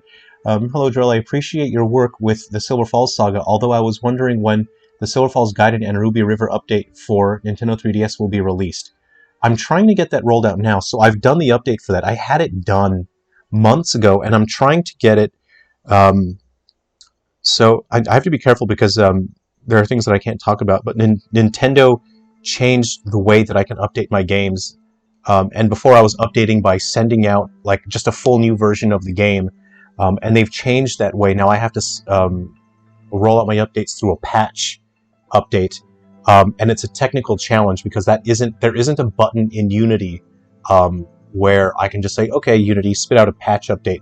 There's a significant amount of extra work that I'm not very familiar with. So I'm working through that right now, but I do have the update, and it's such a shame, and I do apologize that I haven't been able to roll the update out yet, because there are people around the world. I've had testers around the world testing that, and I was able to send them the full update ROM, and they were able to install and test the full update. So it's just very frustrating for me that I can't roll this update out to people, even though I have it. So I have to adhere to Nintendo's update policy, and it's really slowed things down because I'm still figuring out. So I'm actively trying to get that deployed and submitted. But thanks very much for playing and enjoying the games. I really appreciate that. Particles effects have two systems in Unreal 4.2.7: Cascade, which is a legacy system, and Niagara, which is the new system. I really enjoy making particles with Niagara. Okay, let's go ahead and click on Niagara. It's probably like a plugin system that I have to add. Nanite, Lumen, volumetric clouds, ray tracing. Yes, we need ray tracing. There was a checkbox in there for ray tracing. So, yeah. This is... I think I've made some progress. I still haven't figured out how to animate a skinned mesh yet.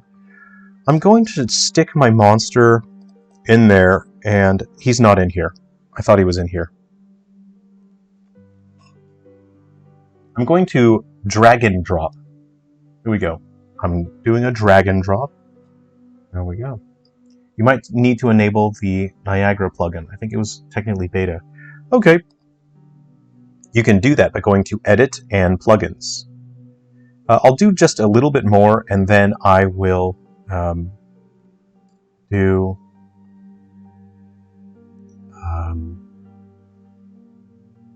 which version of Unreal are you using? Yes, this is 4. On the installer, it was the newest version of 4. Yeah. Yeah, and then unfortunately, you know, I don't think I'm allowed to distribute, you know, even though the 3DS and Wii U are discontinued, I don't think I could distribute ROMs on my own, you know. So unfortunately, I can't even roll out, like, I have finished the updates for a number of my Silver Falls games for 3DS and Wii U, but I don't think even I could just distribute an updated ROM. I'm not sure that's allowed, you know.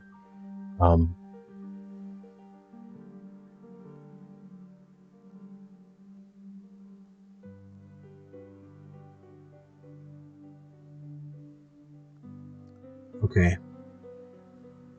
I'm just going to see if I can get this creature in here, and I just want him to animate. Just do one animation. Let's see. Unreal Engine has an engine content folder. They have a lot of preset assets you play around with and learn how they were made. Oh, nice. Okay. That sounds good.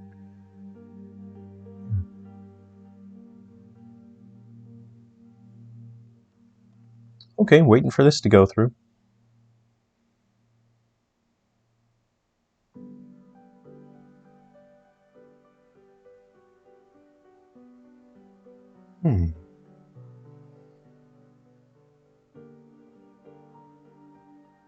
Yeah.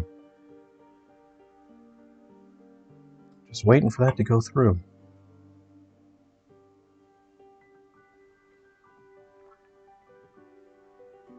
Okay, Rashad, when you have time for your Mixamo retargeting issue, there's a video called Skeleton Assets and I'm Retargeting Different Skeletons. Hey, thanks, I'll look for that. Fantastic. Okay. That sounds good. Yes, okay. This is fine. This is fine. This is fine.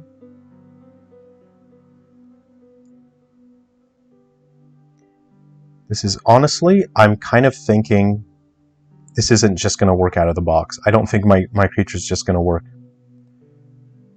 But I think we'll wrap up the stream pretty soon. I think this has been very interesting. I really appreciate everyone's assistance. It's been hugely helpful. I think I've learned something today. Okay.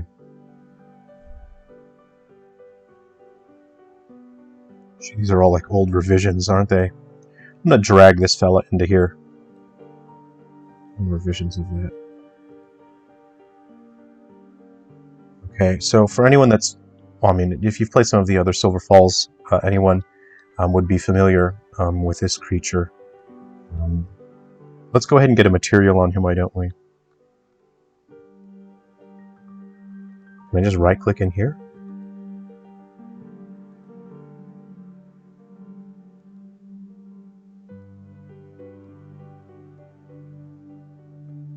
See, there's some. I'm just going to use this one. It's in there. I'm just going to use that one. Okay. Oh, I have a bunch of like old versions of this, so some of them work and some of them don't. I'm just gonna drag that in there. I don't even know if that's the right one. We'll find out now. Nice color. Apply.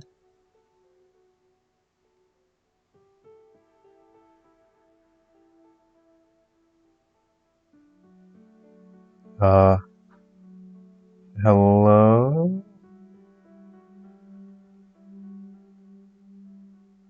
Okay, yeah, that's the right one. Great. It's quite a large file. What is it? Yeah, that one's 4096. So again, it's not Unreal's fault. My computer is quite old.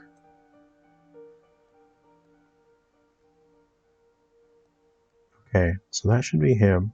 I'm pretty sure that's the right normal map. I guess we're going to find out, aren't we?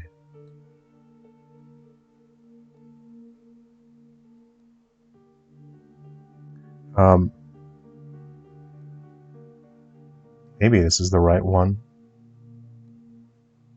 No, that looks like the wrong one.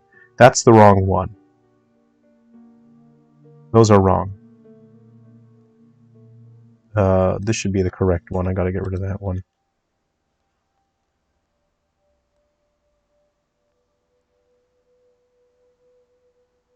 Is that's trying to. This is a little more frustrating than I would like it to be. Okay, I think this is actually the correct one. Even I don't know why it looks like that, honestly. Okay, specular and metallic. I'm gonna call it. I think I've spent too much time with that already. I don't know how to animate this little friend. Okay, but at least he looks cool, right? At least he looks cool in Unreal. So yeah, I mean, if anything, at least we get to see one Silver Falls character render. Oh God! Oh no! That's horrifying. I don't want to look at that. That is not rendered well at all. And we'll go ahead and this is not. That's not rendering correctly at all. There's problems here. That's not correct. That's not correct at all. Yikes. Okay, this is bad. That's real bad. Okay. Anyway, can we animate this guy? So we've clicked on him here. I like this, so you can right-click on that, and you can browse to asset. It will bring you straight to him. I'll double-click on him, and that'll open him up in this sort of external editor. Okay. Engine, or maybe start a new project from the FPS template and explore how they did their character and animations. That's a good idea. Are you using UE4 and not 5 for a particular reason? Space Game Dev. Yes. Yes. Unless I'm wrong, but I'm working. From my understanding, 4 is more lightweight than 5. From my understanding, unless I'm very wrong, and 5 is actually more performant and more lightweight. But at the moment, I need to focus on the version of Unreal that is the most performant and the most lightweight. Oh, there's an autosave. Okay, cool. So if I click on this fella, I don't see... It says he's rigged, but I'm not seeing a skeleton here. Oh yeah, this happened earlier. That's kind of annoying.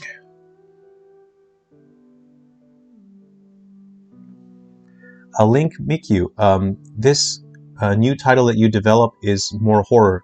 The creatures look great. Thank you very much. I appreciate that. I am working... The upcoming games I want to be a little more focused on horrors. Particularly, Face Takers are a bit scarier.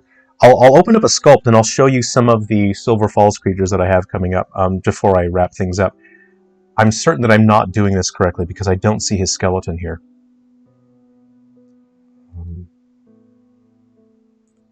And the other deal, the skeleton showed up.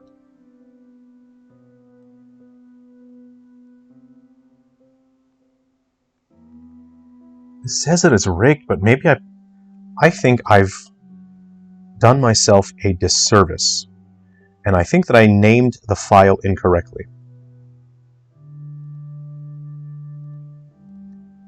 I'm going to go ahead and drag this in here. Why are you sideways like that? What happened to you? What is the deal? What's the deal, man?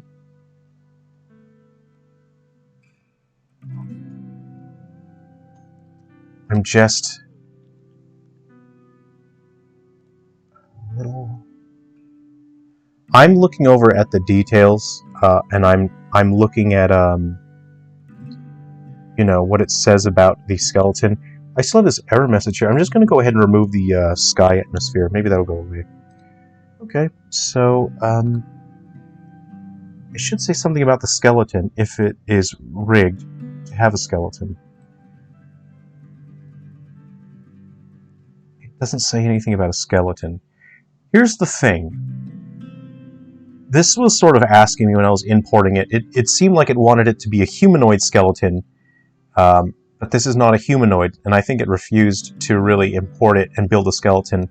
So what if I do? I think I have to do this. That says it's rigged. What if I right-click on it, and there's no option to create a skeleton for it. So obviously, the way that you deal with non-humanoid skeletons is very different. Hey, Barry, good to see you. The mesh looks like it's imported as a static mesh, not a skeletal. Thanks. Let me see how to deal with that. What if I click on re-import? Will the window come back up? It did not. Oh, no, it's re-importing. And there is no... There's a little picture of a little house there. There's a picture of a little house when it should be a big, scary dog monster. Re-import base mesh. What if I click on that? No? Okay. So these are imported as a static mesh. In Unity, you have import settings that show up in the inspector. I'm not seeing it. I'm not seeing import. I'm not seeing... Okay, well I think we've done enough for today. I haven't accomplished anywhere near as much as I wanted. I'll share a couple small things here, but I'm a little bit disappointed that I haven't been able to accomplish more. I'll just bring up sculptures here, since there's a couple, you know, in case you sort of missed some of the creature design I've been working on. I'll share it with some people. Senjin, let's see here. Let me move it back in. I hope you're not getting discouraged with the walls you're running into. You'll get there. I appreciate it. So for me, I have a very difficult time giving up.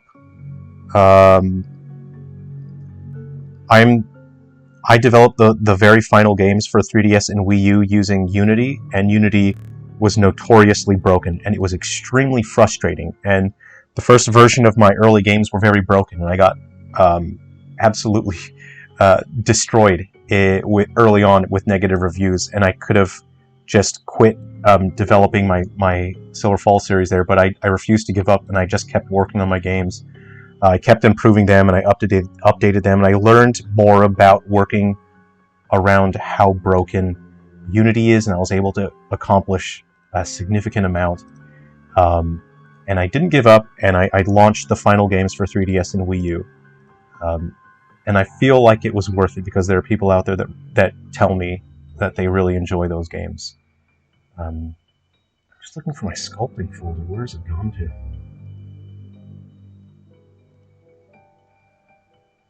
Yeah. I'm just somewhat disappointed that I didn't accomplish as much. I thought it was going to be easier just to get a skinned mesh in there and to animate it. But I couldn't accomplish that today, so that's what I'm disappointed in.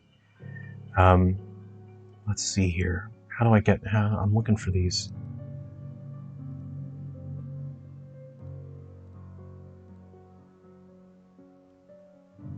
I can't find my sculpting. Where's my sculpting?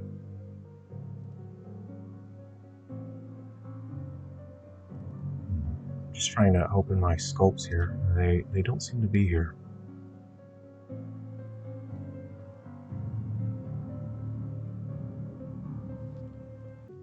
Okay.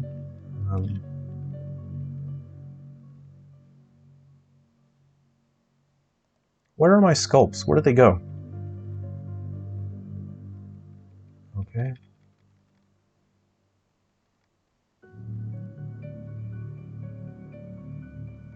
Wow, this is kind of irritating. They're not showing up. Okay, just a second here.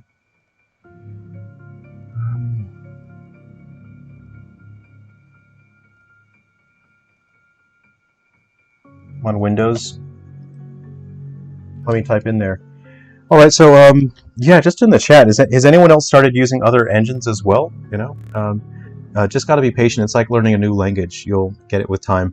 Yeah, it is. It's very different. It's extremely different, and it is a little bit discouraging that I can't do things that I know, in my mind, they should be very easy and simple to do. So it is disheartening, you know. And I know that many people are going to be in the same position as me, where it's you know it's not the same as using other engines. Every engine has its own quirks and its own. I just want to find my files, please. Just let me open my files here.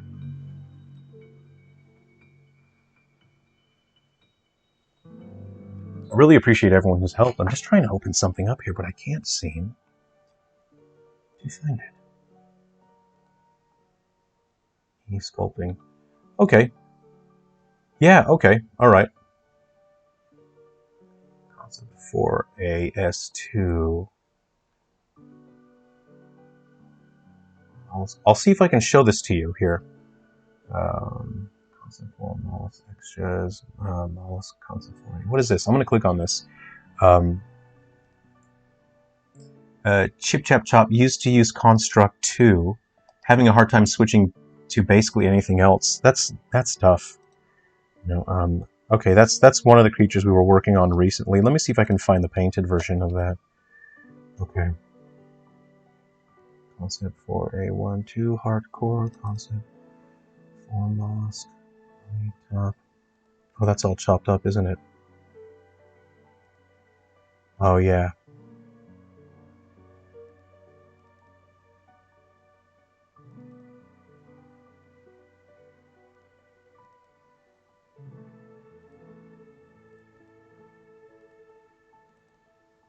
Show where we painted it.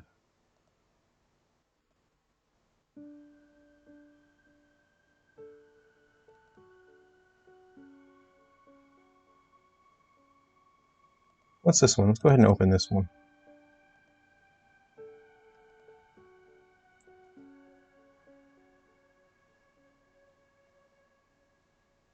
Yeah, we've created quite a few new cryptids to use with our upcoming Silver Falls games. I'll just kill the wireframe here. This is something that we created on live stream a couple days, maybe sometime last week. He's meant to have a sort of a, I'll have a physics animated tongue coming out of there. He'll have some physics animated tendrils coming out, but honestly, like, your workflow is extremely important. Your workflow actually has a massive impact on what you create and how you create it. I know that in Unity, I can animate this thing in seconds, you know, because that's what I've been working in my whole professional life. I know that I can rig this guy and have him animated and it'll work fine. But in Unreal, I have no idea what to do. Because in Unity, I drop them in there and I can see all of the bones. I can see the entire bone structure in Unity. In Unreal, I can't see anything. It's not letting me see anything. And that goes in line with Unity does not do a lot to help you, but it does not get in your way. And Unreal is trying to do all of this stuff for you, but it gets in your way a little bit. And you have to learn how to let Unreal do those things. I'm not yet at the point where I know how to let Unreal help me. I'm kind of fighting Unreal a little bit. So, and I thought this guy would be kind of fun, you know, and he's got his gooey bits. You can shoot the gooey bits inside there. Sort of drags himself along. Anyway, this is for an upcoming Silver Falls enemy. What do we got? What else do we got here?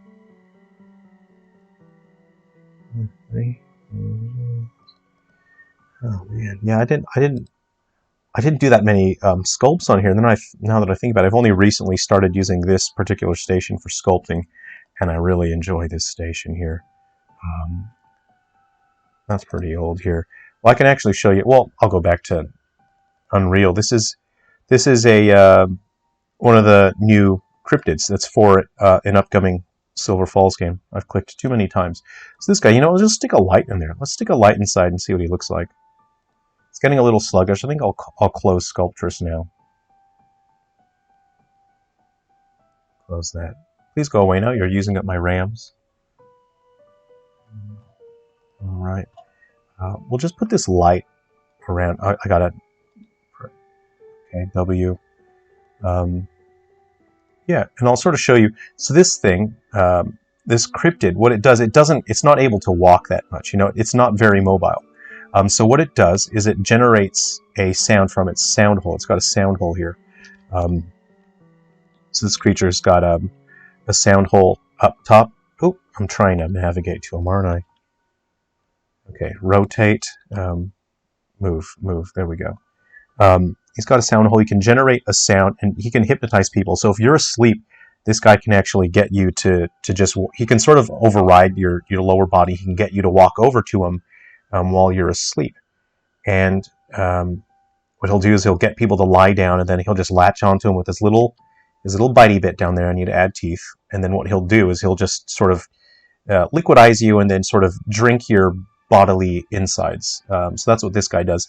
There are a lot of fun little details here that you don't really get to see that much. You know, he's got sort of like tendrils and udders down there.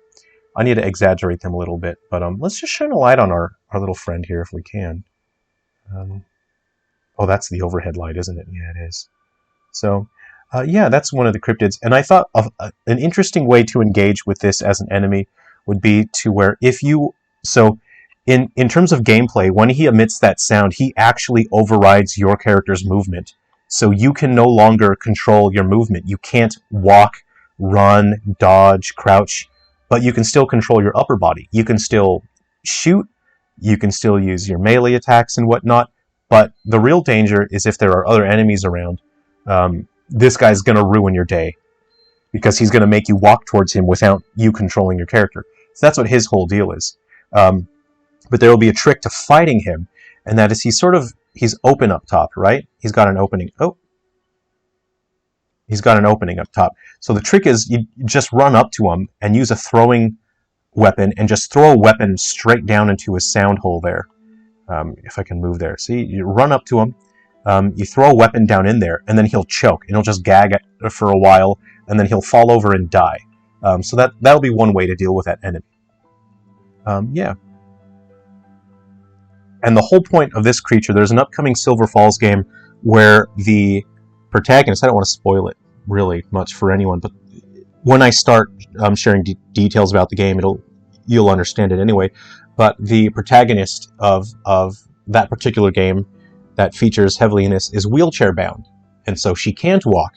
And so there are other characters that are susceptible to this particular creature, but she's the only person in all of Silver Falls who's immune to this creature because she can't walk.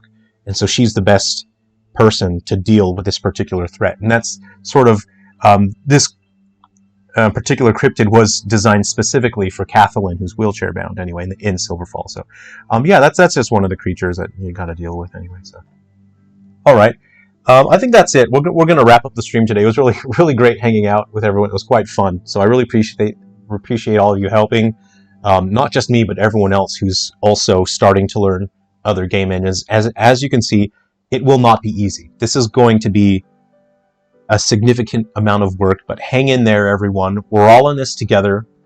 We can do it. We can absolutely do it. There will be people out there who will help you. They'll support you, and we're all in this together. You know, don't let a company like Unity bully you and force you into doing their bidding to earn them the maximum amount of profit while they do nothing. Stay positive and do your best, everyone. You know, and we'll just catch up with the chat, and then we'll wrap up the stream here. So, Ascension, let's see. You make VR chat worlds and avatars right now, so I'm kind of stuck to Unity, but I'm exploring Godot, and we'll jump back to exploring Unreal soon. I'm also going to be using Godot.